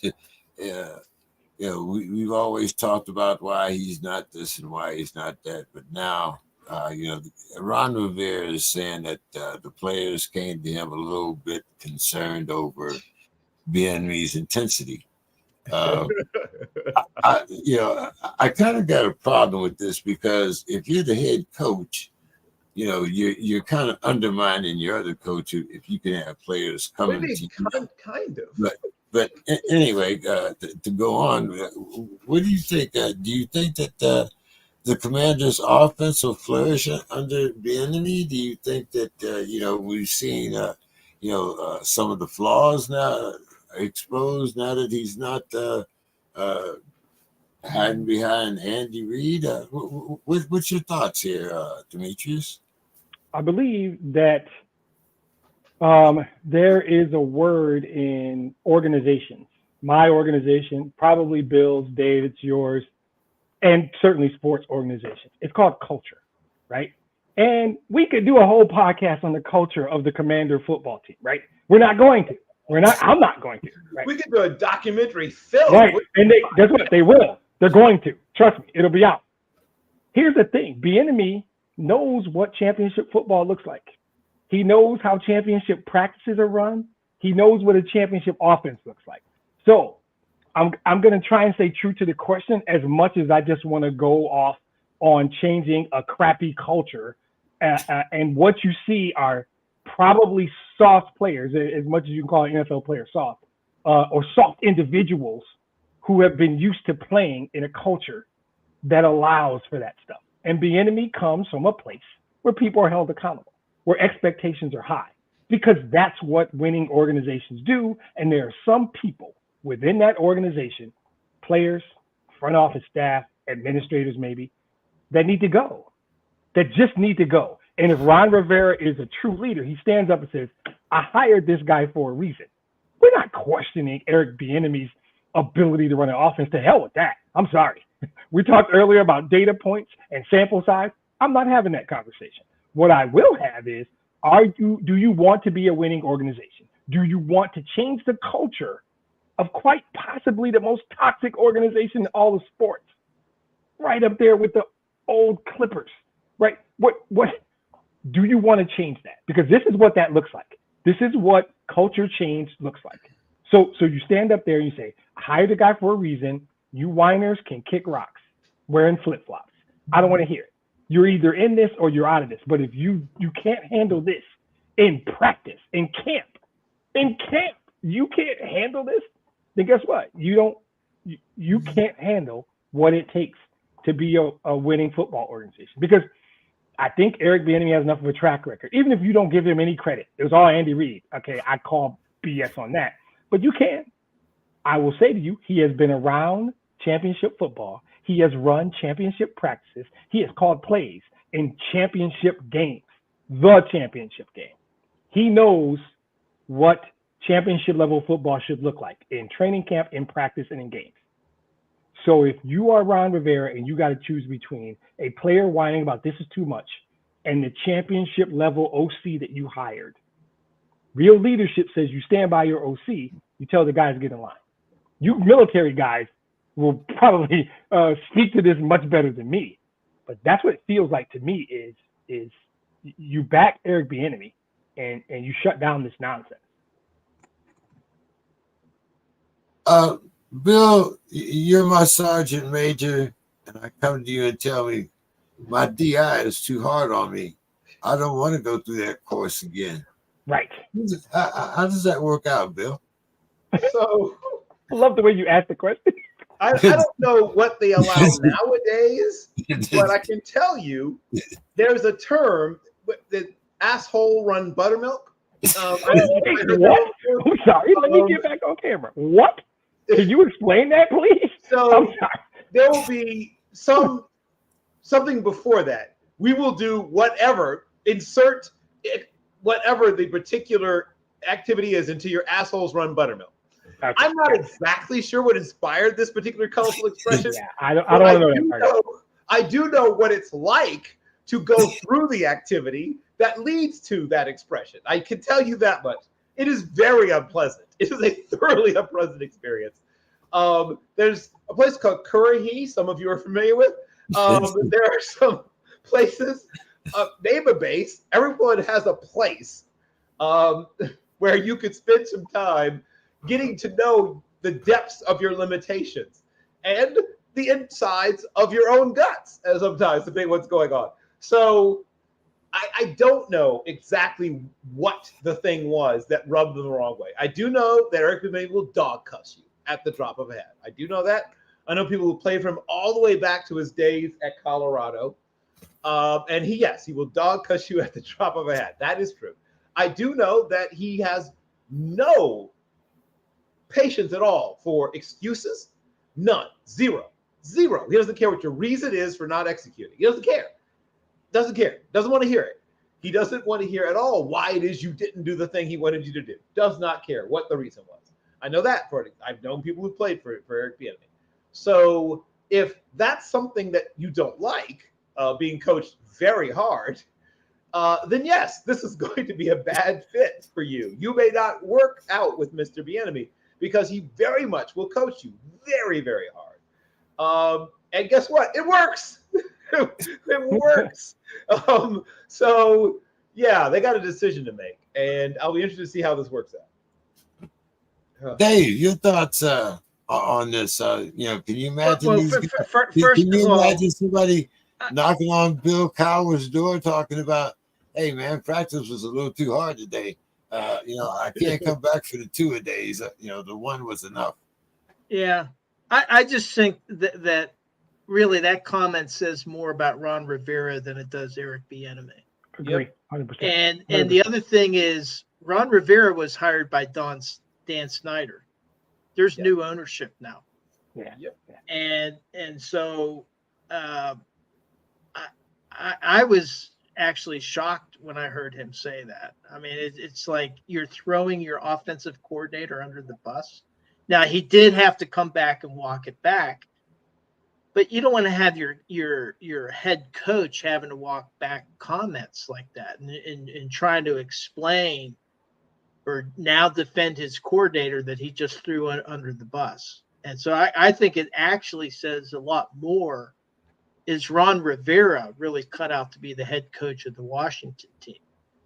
And now that they have new ownership, under Josh Harris, and this is the third, Josh Harris is the third Pittsburgh Steelers minority owner to become a majority franchise owner. So you have the Panthers, and then you have Cleveland as the other two. And so hopefully Josh Harris learned something while he was up. He wasn't up there that long. I think he bought in 2020.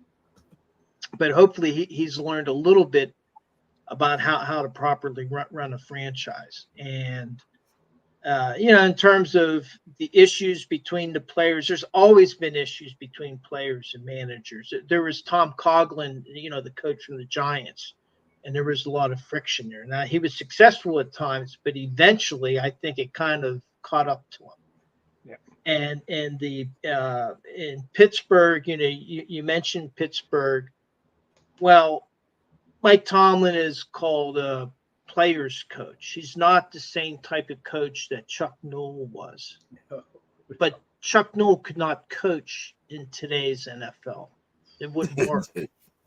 Just would not work. Buddy Ryan wouldn't work out either while we're on the subject. Speaking of sergeant majors. Right. So, I mean, I think Eric Bieniemy, he has an opportunity, but then look at who their quarterbacks are. Sam Howell, Jack Fromm, and Jacoby Brissett. And now they're saying, Ron Rivera is saying that he's not sure whether Sam Howell's their starting quarterback. I think it might be a long season. Now, one of the things I'm actually here in Maryland, right, in the DC and the DMV, they're actually talking about changing the name, getting rid of the Commander's name. That was universally disliked here. It was, it's like the Cleveland Guardians. Who are the Cleveland Guardians? Ridiculous name. And there's actually quite a few people. I exchanged messages with a friend of mine that's a longtime Washington fan. And I said, well, hey, what would you think about them going back to their original name? And he was like all for it. There's actually a move to maybe to find a tribe or somebody like that to actually back them up and going back to that. Oh, Whether that gains any legs or not, I don't know. It'll be interesting. But I think for Washington, Rivera, I think his comment, I have questions about him as a head coach. Let's see what this new ownership does. And they have an opportunity here now to reestablish the culture, Demetrius, that you had mentioned. Yeah. Hey, Philly got a deal. Maybe Washington can get a casino. Yeah, they got a casino right down in Maryland, right. That's what I'm saying. You know, but make it sovereign property, and hook it right on. To work out a way so they can get the old name back. That's it. Yeah. Well, I mean, the thing. I'll just bring this one thing up. A little thing is actually their original name was the Washington, or actually the Boston Braves. Boston Braves, exactly. And the reason that they were called the Boston Braves is that they played in the Atlanta Braves. They played in their ballpark in 1932. Yeah. The following year, they went to a different field, but they still wanted to have that Native American name, and so they renamed it the Redskins. Now, what a lot of people don't know is that on that 1933 team, you had 4 Native American players, and this is when rosters were only like 22, 23 players. Yeah. Now, some of those players didn't play much, but a couple of them did. One is in the American Indian Athletic Hall of Fame. And so for me, the shame in changing that name is a kind of, you lose all that history. And the fact that when Washington started out, they did have Native Americans playing on the team, and more than just one. There's a coach that Lone Star, that actually they believe that he was white, and the reason was he portrayed himself as a Native American in order to get the schooling, the education, because you could go to some of the schools. He literally took on the identity of someone who died in World War I, is what we later realized when we dug through the records. Yep. But what that does not negate is the fact that they did have 4 players on that 1933 team that were Native Americans, that went to Native American schools, played football there, and then played in the NFL. And I would hope that they would keep that legacy going. Well, there's a way to do that without using a racial slur as your name. Yeah. Well, I mean, that's the, that's always been the debate. But depending on which polls that you look at among Native Americans, not all Native Americans were that upset with the name. Oh, well, you'll never get all of anybody to agree to anything. But I don't know how many of you actually sat down with people, but I sat down with Charlene Teeters. I'm 20% Native American in my blood, so my DNA. So sure, and I'm like 16 or something percent as well. But I don't identify with it. I don't know how it got there. But I've sat down with the late Chief Michael Haney. I've sat down with the late Chief Wilma Mankiller. I've sat down with Charlene Teeters. I've sat down with James Yellowbanks. Like, I've sat down with people who have protested against this for years and asked them, what were their specific problems and issues, and talked to lots of people around the country. And admittedly, it was a few hundred people I've talked to out of, several 100,000. So I don't claim to understand what everybody's issues are. But I can tell you this much. There's a big difference between when you talk to people who've grown up sort of in the more homogenized society and people who are on the reservation about how they feel about it, right? So there's a giant gap between the perception of these things between people who've grown up essentially sort of inculcated in the larger culture versus those who've grown up on reservations about how they feel about it. So if you wanted to really figure this out, it wouldn't be so simple as just dropping a poll somewhere, right? You would need something more than that. But here's my point. If you really wanted to do something that was honoring the history, then really honor the history, which they aren't really doing and never have really done. They've sort of used this as cover as opposed to saying, here's our such and such scholarship, here's our such and such internship program that for someone who grew up on Pine Ridge Reservation or someone who grew up on Rosebud Reservation gets them a chance to work in an NFL front office. They haven't done any of that stuff. They haven't sponsored scholarships. He claimed to, right? He even set up a foundation. Daniel Snyder's such a scumbag. But it never went anywhere, right? He had this thing set up, and each year there was fewer and fewer funds in it. And though it's still there on the books, like if you look it up, you'll find his 501c3 for, Native American students still exists, but hasn't given any money to anybody in years. So I'm all for honoring and all this stuff, but they're not doing it, right? They've pulled things out. But first, number one, Daniel Snyder is not the owner. Oh, he's not the owner now. The cultural issues with Washington actually predates Dan Snyder, and it goes all the way. You can go to the George Preston Marshall. Yes. Robert George Kennedy Preston had to help force them to integrate the team. They were the last team to be integrated. They literally were. I grew up in Virginia. My dad grew up calling them the Whiteskins. Yes, I'm very familiar with that. But on the other hand, there's an opportunity. That's what I'm saying. There's an opportunity, and when they changed the name to the Commanders, to me, and a lot of people here that they hated the name, but for me, the worst thing about it is you have the potential of honoring a legacy that the early team had. That was actually George Preston Marshall. That was it. He was the founding owner of the team. Right. Well, let's not get too far off the subject there, fellas. It's already 8:30. There's easy solutions, but they don't want to take them. There's actual Native American, nations that lived in that area. They could easily name the team after, but they've never even explored that as a possibility. So don't tell me, whatever. Go ahead. Let's move on. Yeah. Demetrius, I know a few people in Vegas, and I was asking about some of the prop bets. Is this the year that Dan Campbell's going to win Coach of the Year? Tell me about your Lions. I'll talk a little bit about the team first. Here's the simple situation with the Lions. They finished 8-2 in their last 10 with a very young core and a quarterback playing as well as he's played pretty much his whole career.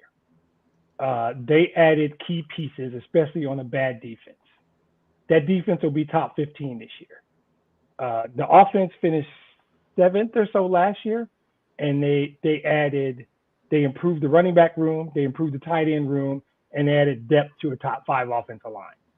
You guys know me. My podcast is called the Cornbread and Kool-Aid Podcast because I eat silver cornbread and drink blue Kool-Aid every single day. But I'm telling you, they're one of the 3 best teams in the NFC. I'm telling you, they have a shot to play in the NFC Championship game because when you nail 5 draft picks, Jahmyr Gibbs is going to be a really good player in this league. Sam Laporta is going to start at tight end. Jack Campbell is probably going to start at linebacker. Brian Branch is going to be in the secondary rotation. And watch out for a defensive lineman named Broderick Martin, a massive individual who can do things that if he develops the way Dan Campbell thinks, they might hit on 5 draft picks after last year's class, which produced Malcolm Rodriguez, Aiden Hutchinson, James Houston, and Kirby Joseph. After the class before that got Penei Sewell and Amon-Ra St. Brown. Brad Holmes is a wizard. Coach of the Year, maybe. I tend to think that award goes to a team that overachieves, and most people think we're going to win the North and win 10, 11 games, and I think we're going to win 13, so I don't think he'll win. His name will be in the running because we're going to be good. The award is Executive of the Year. And due respect to Howie Roseman and a couple other guys, Mrs. Holmes better clean off space on the mantle because Brad is killing it. 3 straight really good drafts. The name you want to talk about is Brad Holmes. That's the guy who's got a trophy coming this way. I think we're going to win the North, and it's not because Green Bay was 8-9 and lost Aaron Rodgers, or Minnesota was a fraudulent 13-4 and lost a bunch of players on defense, or the Bears are still a year and a half to 2 years away. It's because we're the best team in the North. So put your prop bet on us winning the North, put it on Brad Holmes winning Executive of the Year, and maybe put it on us hosting the NFC Championship game. I don't know. That's a prop bet for you, or playing in it, not hosting it, because I still respect Philadelphia and San Francisco. But Coach of the Year, specifically to that, generally goes to some team everybody thinks is going to be 500 and they win 11 games. That guy will win Coach of the Year. I think it was Dable last year or 2 years, whatever. it'll be somebody like that. People expect us to win the North. We're gonna win the North. It won't be surprising. He probably won't win that award. So you gave me a trifecta instead. Yeah, Okay. yeah. That's what I would do. Yeah. Okay. Let's see. Dave, ESPN reporter Louis Riddick says it's a marathon, not a sprint for C.J. Stroud. What do you think? Does C.J. Stroud have the tools to become an elite quarterback in the NFL, Dave? I think it's to be seen. I don't know. I agree with the marathon, the sprint. I think we always want to take hot takes. That's the popular thing to do. To me, he's a non-entity to me. I really don't know enough about him, but let's see what he can do. Maybe he'll surprise some people.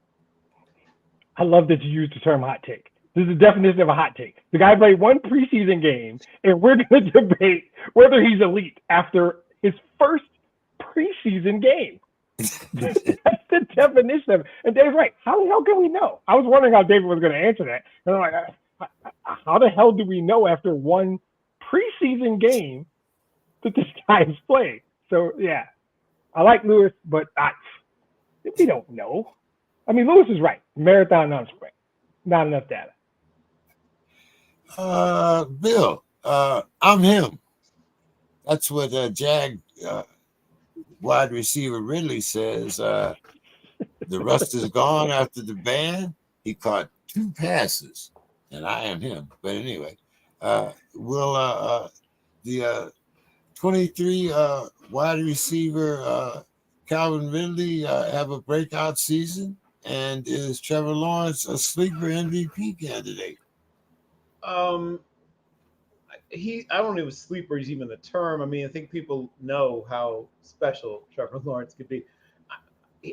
I was familiar with him when he was 14 years old in Lawrenceville, Georgia. So no, he's not a sleeper at all to me. But people are sending me his tape when he's 14. So I've been awakened like now almost 10 years ago to Trevor Lawrence. I think everyone around the NFL knows, like I said, his potential is almost limitless. Calvin Ridley, if he means by eyeing him, if his way of saying I'm the number 2 receiver on this team, he might be right. So maybe that's what he meant. If that's what he meant, then I agree with him.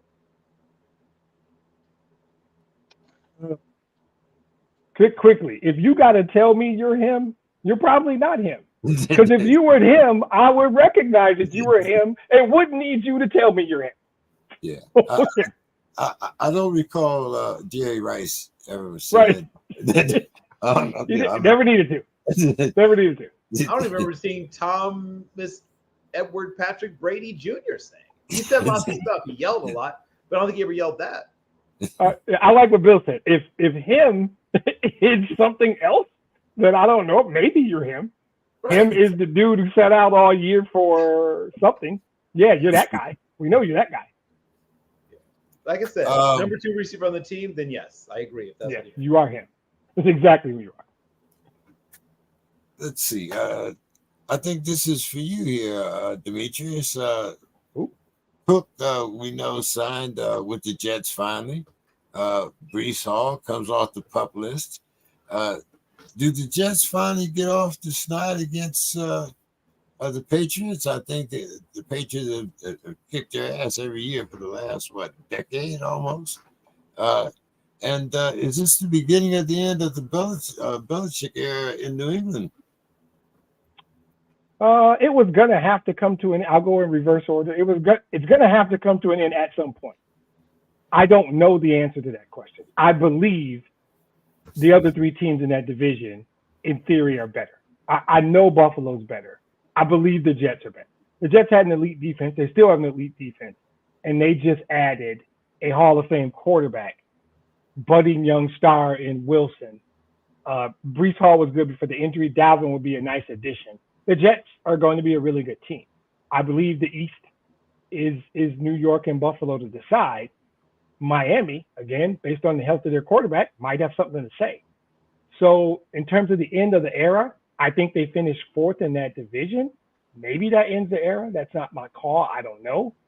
The Jets are the definition of all in. That dude at the poker table that uses both his hands to push all of his chips to the center of the table, that should be the logo of the New York Jets for the next 2 years. I like what the Jets have done. So the second part of the question, getting off the schneid, I will pick the Jets in both games against the Patriots. Yes. Does that end the now Belichick could surprise all of us, who knows? And so in order, I like the Dalvin signing. Good compliment to Breece Hall coming off an injury. I think the Jets win both games against the Patriots. And if there is going to be an end to the Belichick era, it very well could be this year. Out of curiosity, Bill, do you think that there's going to be some kind of suspension for Cook? For Dalvin? Delvin, yeah. For what? There was an incident.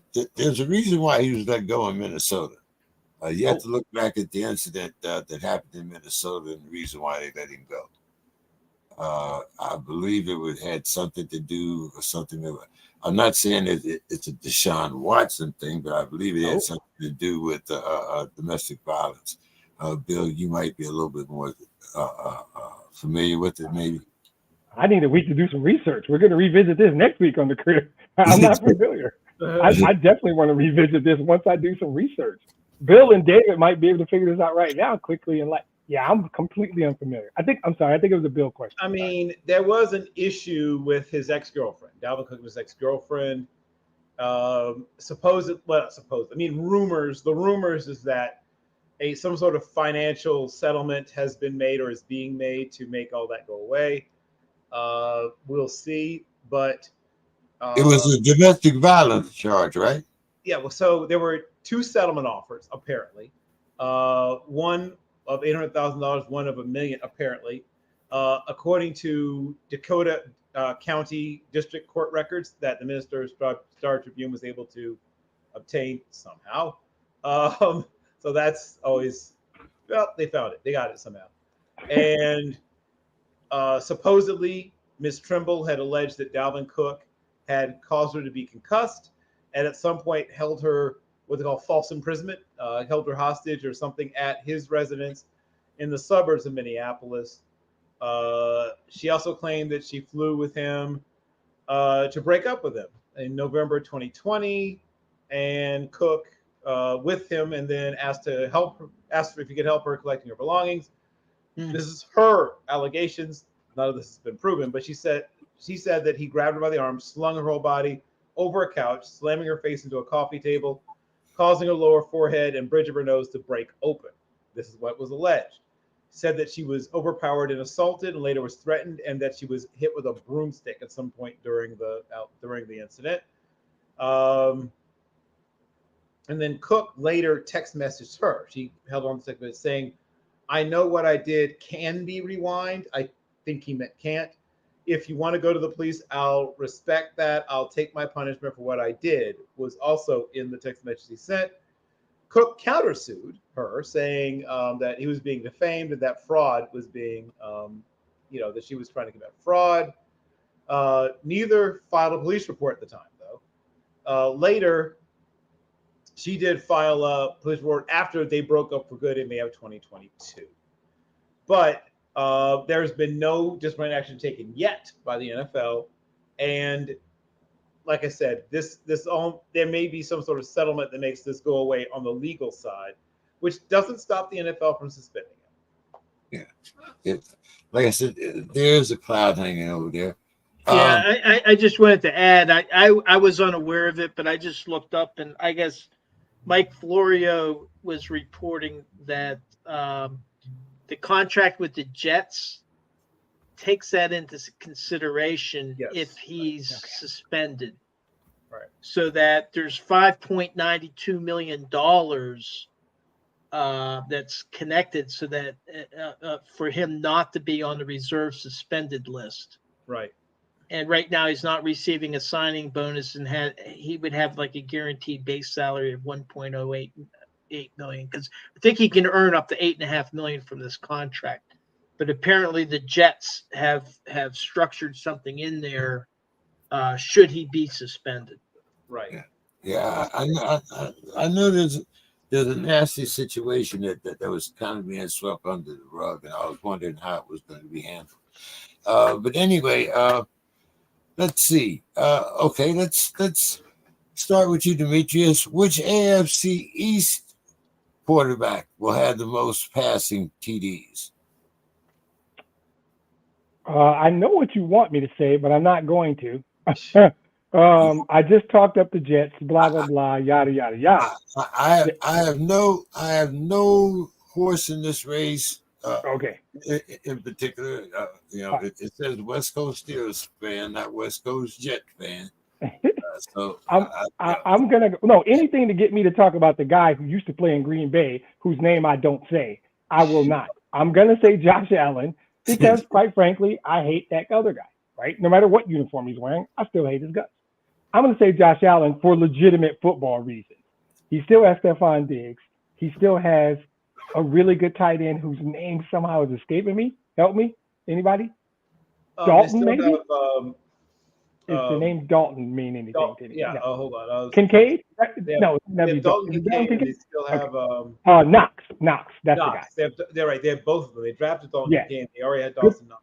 Exactly. And I think that actually the Jets probably have a better running game and rely more on the run because they trust their defense. And so I think Josh will simply throw more passes, be in more passing situations, and he has the best. Garrett Wilson's good, but I like Stephon Diggs. So I'm going to say, despite the fact that he runs, I'm going to say Josh Allen anyway.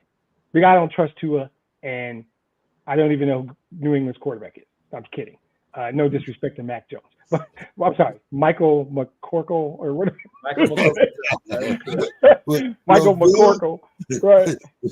Maybe Bill will tell. Bill, who has the most passing TDs of the quarterbacks in the AFC East? Well, this is the disadvantage of following, of course, Demetrius. And he's right. He's right for the right reasons. Aaron Charles Rodgers will have a very good but very efficient season. He has lots of things going on with his personality and ego. There's a lot there. But one thing he doesn't have a problem with is actually running the football. And they will run the football early, often, late, often, in between, often. They will run the ball often. They will run the ball well. He will have an incredibly efficient year. He'll probably only have about, 29 to 33 passing touchdowns. I say only passing touchdowns. I mean, that's still a good number, but it'll probably have some ludicrous number of interceptions, like 6 or something. And he'll probably only, 3,700, 3,800 yards passing. I mean, only, but in that he won't have to carry the load. That's a really balanced attack. They run the ball very well. They have a good defense. He's not going to sling it, except for when they have to. They'll get in a few shootouts, but he'll be happy to go home with 229 passing yards, 2 touchdowns, no interceptions. That'll happen several times from this year. So Josh Allen has to carry much more of the load for Buffalo. They're trying to have more of a balanced attack, and in some games they will, but in the games they have to win, I promise you, they'll go right back to telling him to put the S on his chest, and he will. Yeah. Dave. Well, I think both Bill and Demetrius have expressed a lot of the stuff. I think just going by the list with Tua, the injury history, is he going to be able to finish the season? I think he's good for 20 to 25 touchdowns, and then is he going to play 17 games? With the Patriots, Belichick, he can have a quick hook, and then you got that zap. You got the backup quarterback. So, there you might not have quarterbacks that are starting all 17 games. In the case of Aaron Rodgers, age I think is a factor. How much gas does he have left in the tank? I think Bill was talking about the efficiency. I see him maybe having between 24 and 30 touchdowns. Not necessarily lighting it up. And I think the thing going for Josh Allen, he got hurt his first season, but since that first season, he's consistently played and they have a pretty strong offense. And I see him probably having around 35 touchdowns. So I would say Josh Allen is what I would say. Bill, is this the year that the Bungles missed the playoffs? Ooh, missed the playoffs. I don't think they win the division. I think the Ravens win the division, but missed the playoffs. Whew. I mean, that would be kind of a spicy take. I won't go that far. I think they're still a double-digit win team, but I would not be shocked if they missed the playoffs. But I think they make the playoffs. I think mostly it's defense. Like their defense lost more than people realize. Demetrius. We're talking about the Bungles that went to the Super Bowl 2 years ago that Yes. still have Joe Burrow as their quarterback Yes, sir. and Jamar Chase. No, I don't think they missed the playoffs. We still take 7 teams in each conference, right? Yeah, I'm sorry. No, I do not think the Bungles missed the play. Now that by my assessment is the most competitive and potentially toughest division in all of football. I don't love the Clowns, but I love the other 3 teams. This is a year where 3 teams from one division can absolutely go to the playoffs. I still have a lot of faith in you guys' team, quite frankly. I think this is a situation where 3 teams from one division can go to the playoffs. And I think 3 of them will from your division. I don't know who's going to win that division. I think any one of the 3 of you could win, but I think you could literally have 2 double-digit win teams and a 9-8 team, and I think 3 teams from that division can go to the playoffs. That's how good I think the division is. But Joe Burrow's still the quarterback, and Jamar Chase is still on the roster, and they've got some talent on the defensive side of the ball. They're not bums. There's a lot of other bad teams across that conference that I think three teams to your division will go, including the Bengals. Dave, you that optimistic? I think it's doubtful that they missed the playoffs, but it all runs around Joe Burrow, and he strained his calf. He hasn't been playing, and so now the question is, will that strained calf, he's going to come back and play early in the season. I don't know if he'll be ready for the home opener, but he'll be ready pretty quickly. But is that strained calf an indicator of another problem, like an Achilles or something like that? And so I think that there's been a crack opened up, just the fact that right now he's not 100% healthy. Okay. Okay, this is your segment here, Dave. We're going to start with Steeler Wire's Kurt Pope J, Studs and Duds from training camp. All right. So, his studs, quarterback Kenny Pickett. His dud is quarterback Tanner Morgan. Stud, running back Anthony McFarland. Dud, fullback center Kendrick Green. Stud, wide receiver George Pickens. Dud, linebacker Eldon Roberts. Stud, defensive lineman Canu Benton. Dud, safety Canu Neal. And of course, stud quarterback Joey Porter Jr. Now, Matt Canada said that the Steelers didn't do anything Friday that we didn't do last year. Well, isn't that the goddamn problem? Isn't that what they're talking about, Matt Canada possibly losing his offensive coordinator job?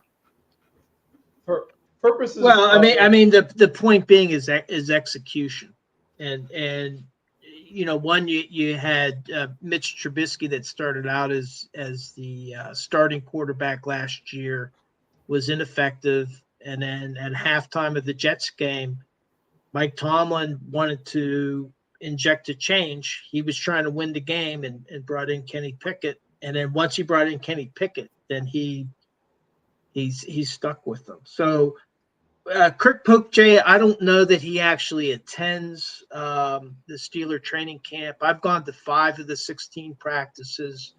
Alex Kozora from Steelers Depot, he actually attends every Steelers public practice. That's the one And you sent me, right? that's the one I sent you. And he keeps a camp diary. He charts it. The local Pittsburgh media kind of ridicules it a little bit, but then they'll repeat some of the stuff that he's done. And so with the studs and duds that he has here, I mean, Kenny Pickett has been off and on. I think maybe he's reacting to the Tampa Bay preseason game when he went 6 for 7. They scored a touchdown, was connecting with Deontay Johnson, and then hit George Pickens at the 20, and George Pickens weaved his way in for a touchdown. Which was fantastic. I was very happy. Everybody's very happy. But Tampa Bay wasn't playing their first-string defense. And so, again, you got to temper what's happening in these preseason games because each team has different objectives, what they're trying to get out of those preseason games. It's an extension of their training camp.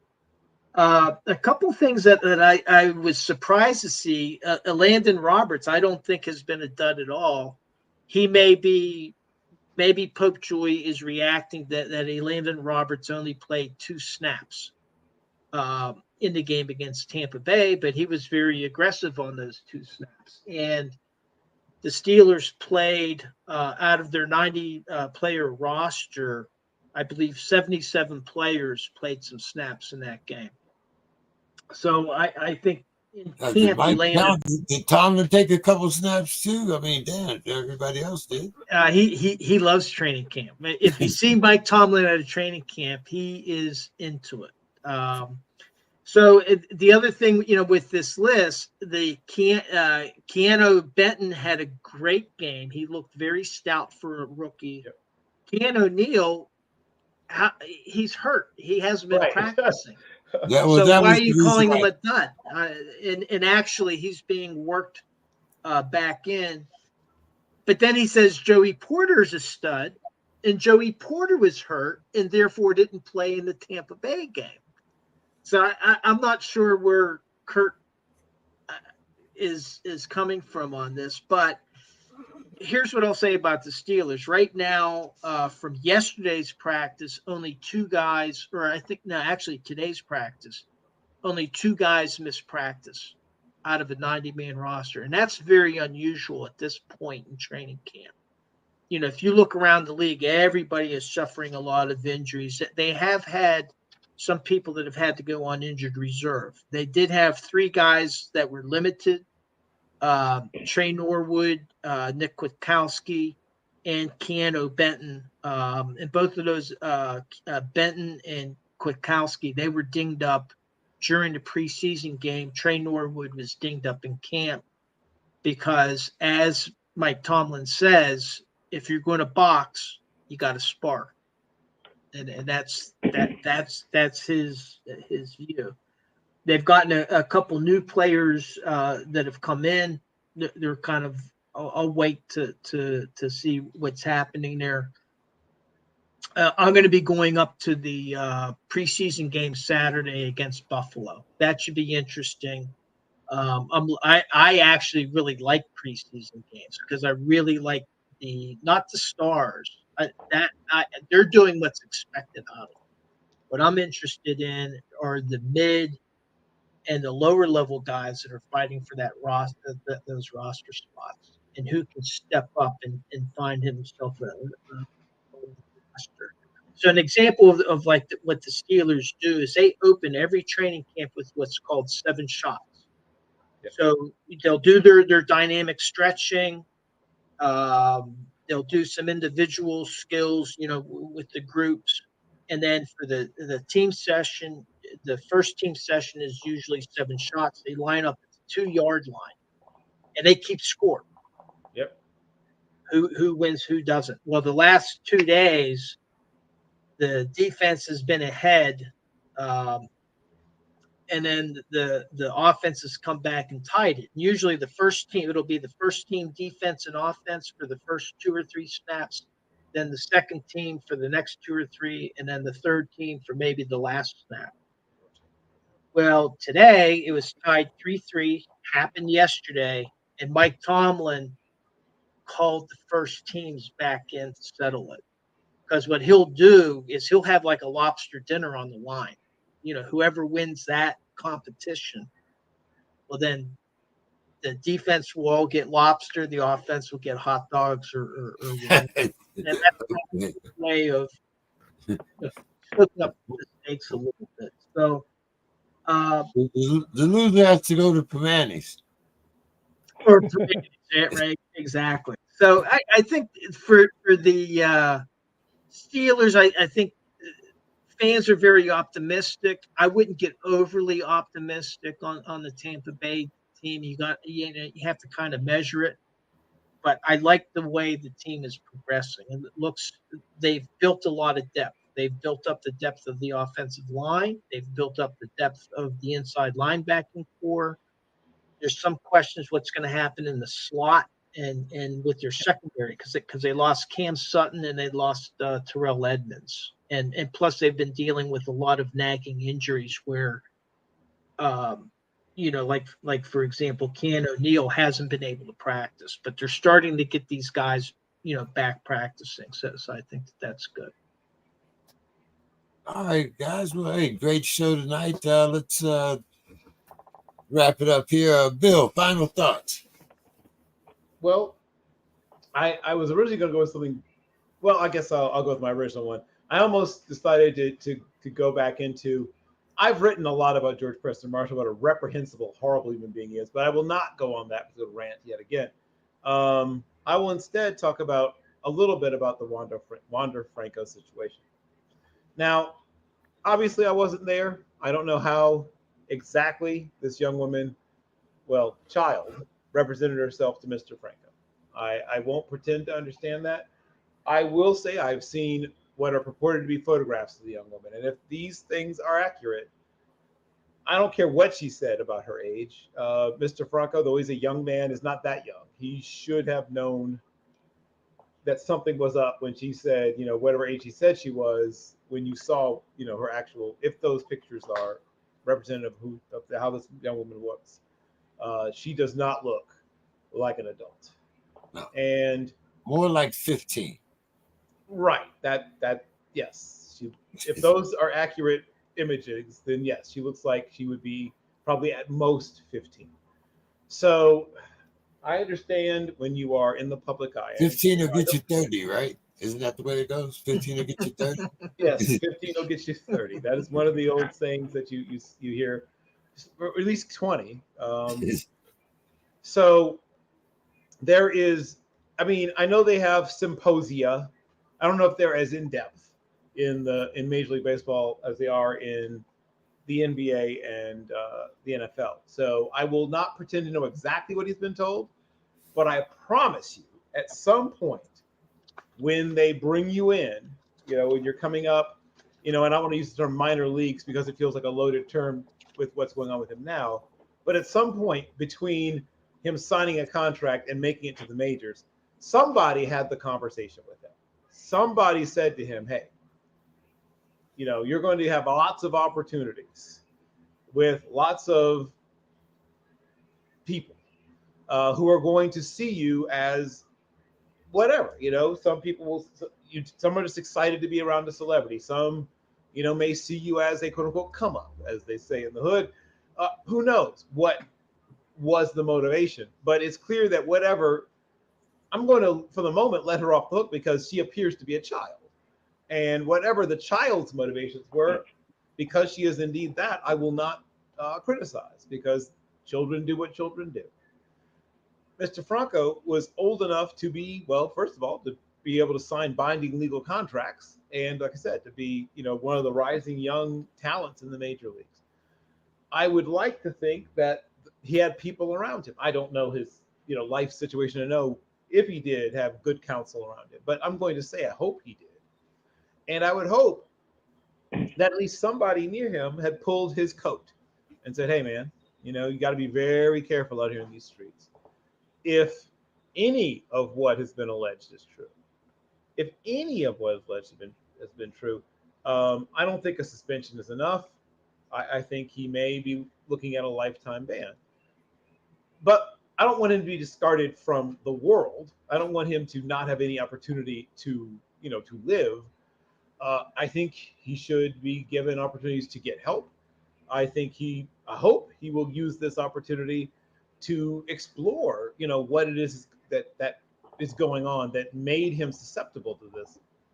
But unfortunately, whatever the series of events was, whatever it was that brought this about, once again, these are allegations, but if indeed these allegations prove to be true, baseball has an opportunity to draw a very clear, distinct, sharp line about what is and what is not the kind of league that they are and the kind of league that they have.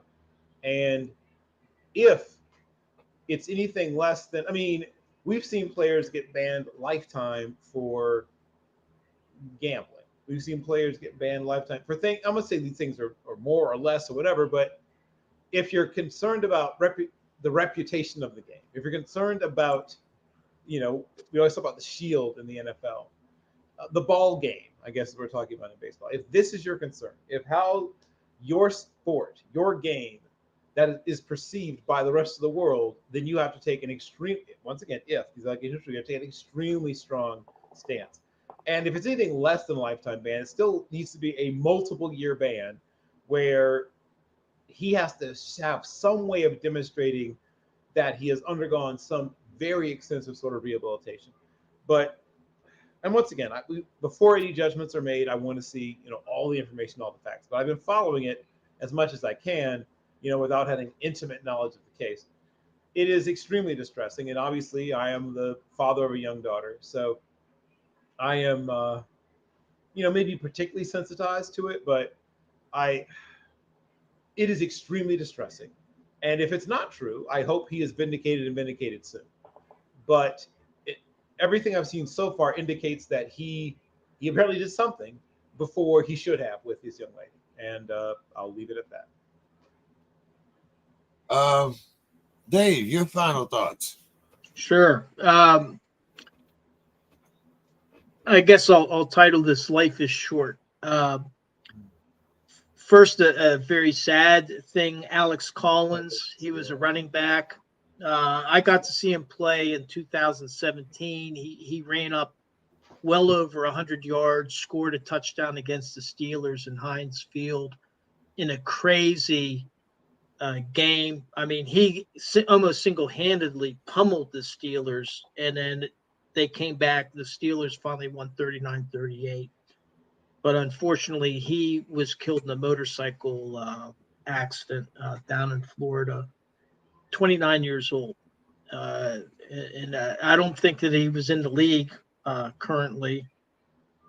But I just think that's just to see somebody lost like that is just very, very, very sad. And very talented guy. And apparently, like RG3 was messaging about him and how popular he was. Only with Baltimore 2 years, but RG3 said that when he went to Baltimore, everybody on the streets, everybody knew this guy. Yep. Everybody. He was a very, very popular and well-known guy, even though he was a backup running back really for just two years. And it's just a shame. On a little bit more of a hopeful note on Life is Short is Damar Hamlin. Damar Hamlin, I think we actually talked about him. He played the linebacker for the Buffalo Bills, whose heart stopped on the field. They had to stop the game.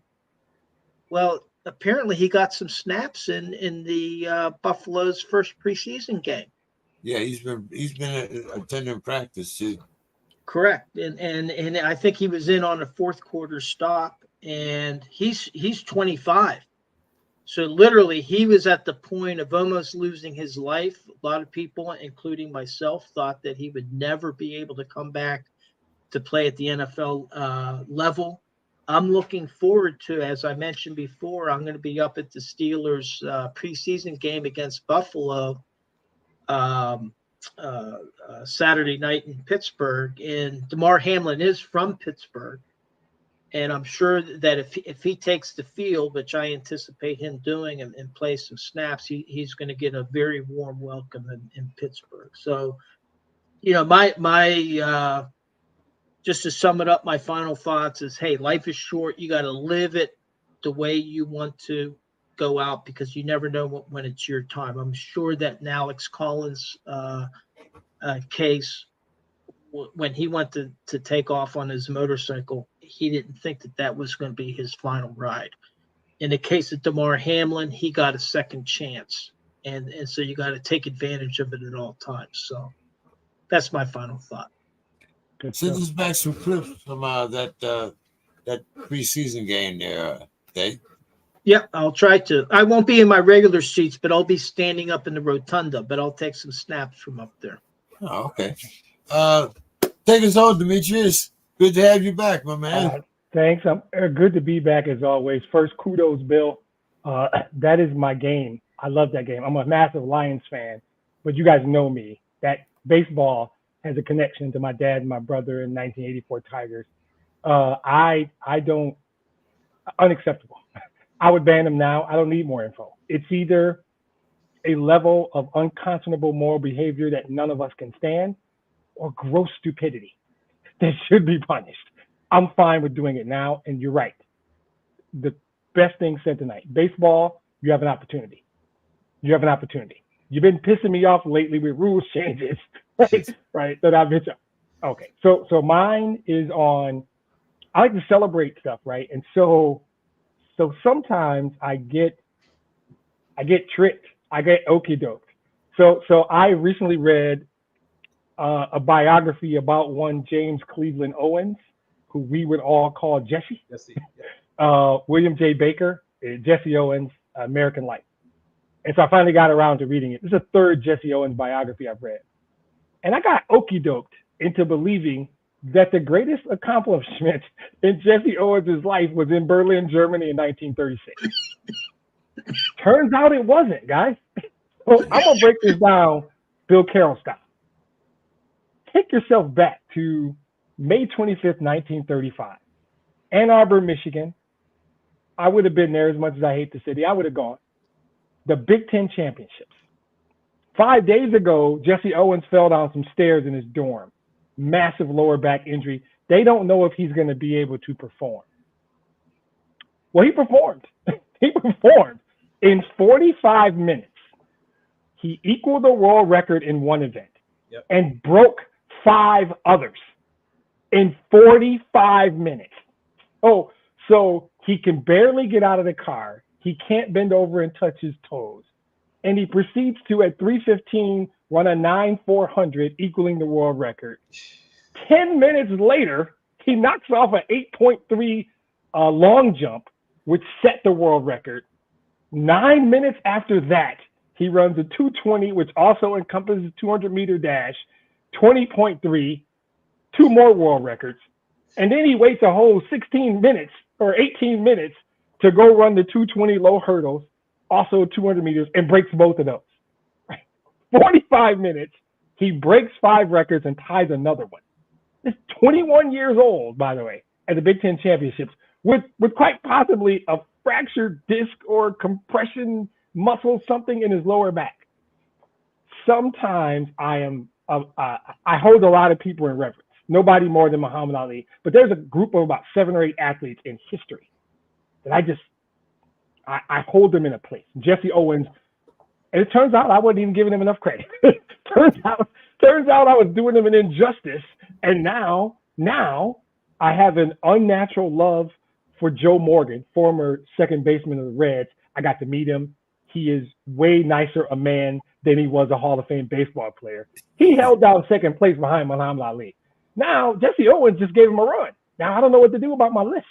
I don't know what to do about number 2 on my list, because I'm reading this book and I'm thinking, wait, what?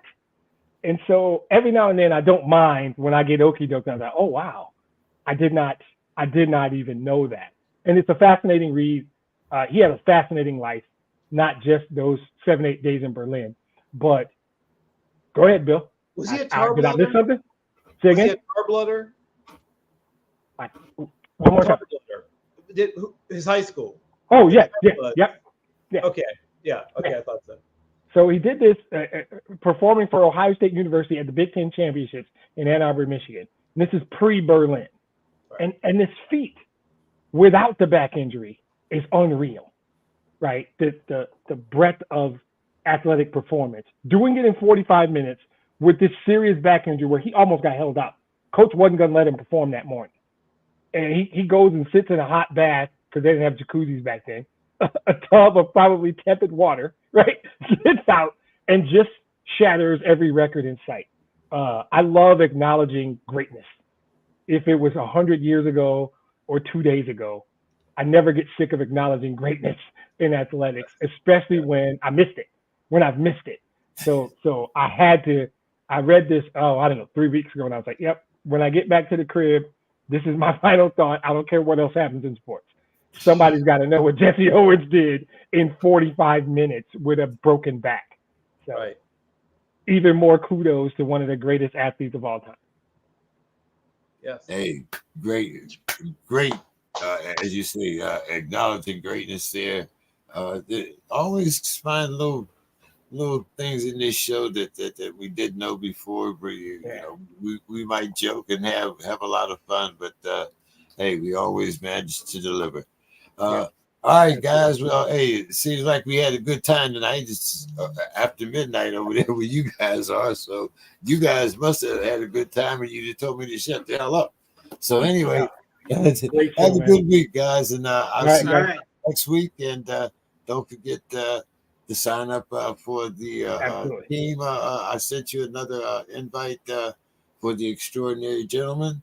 Okay, and, I'm on it. See you guys next week. All right, guys. Take care. All right. Bill, we got to get that fantasy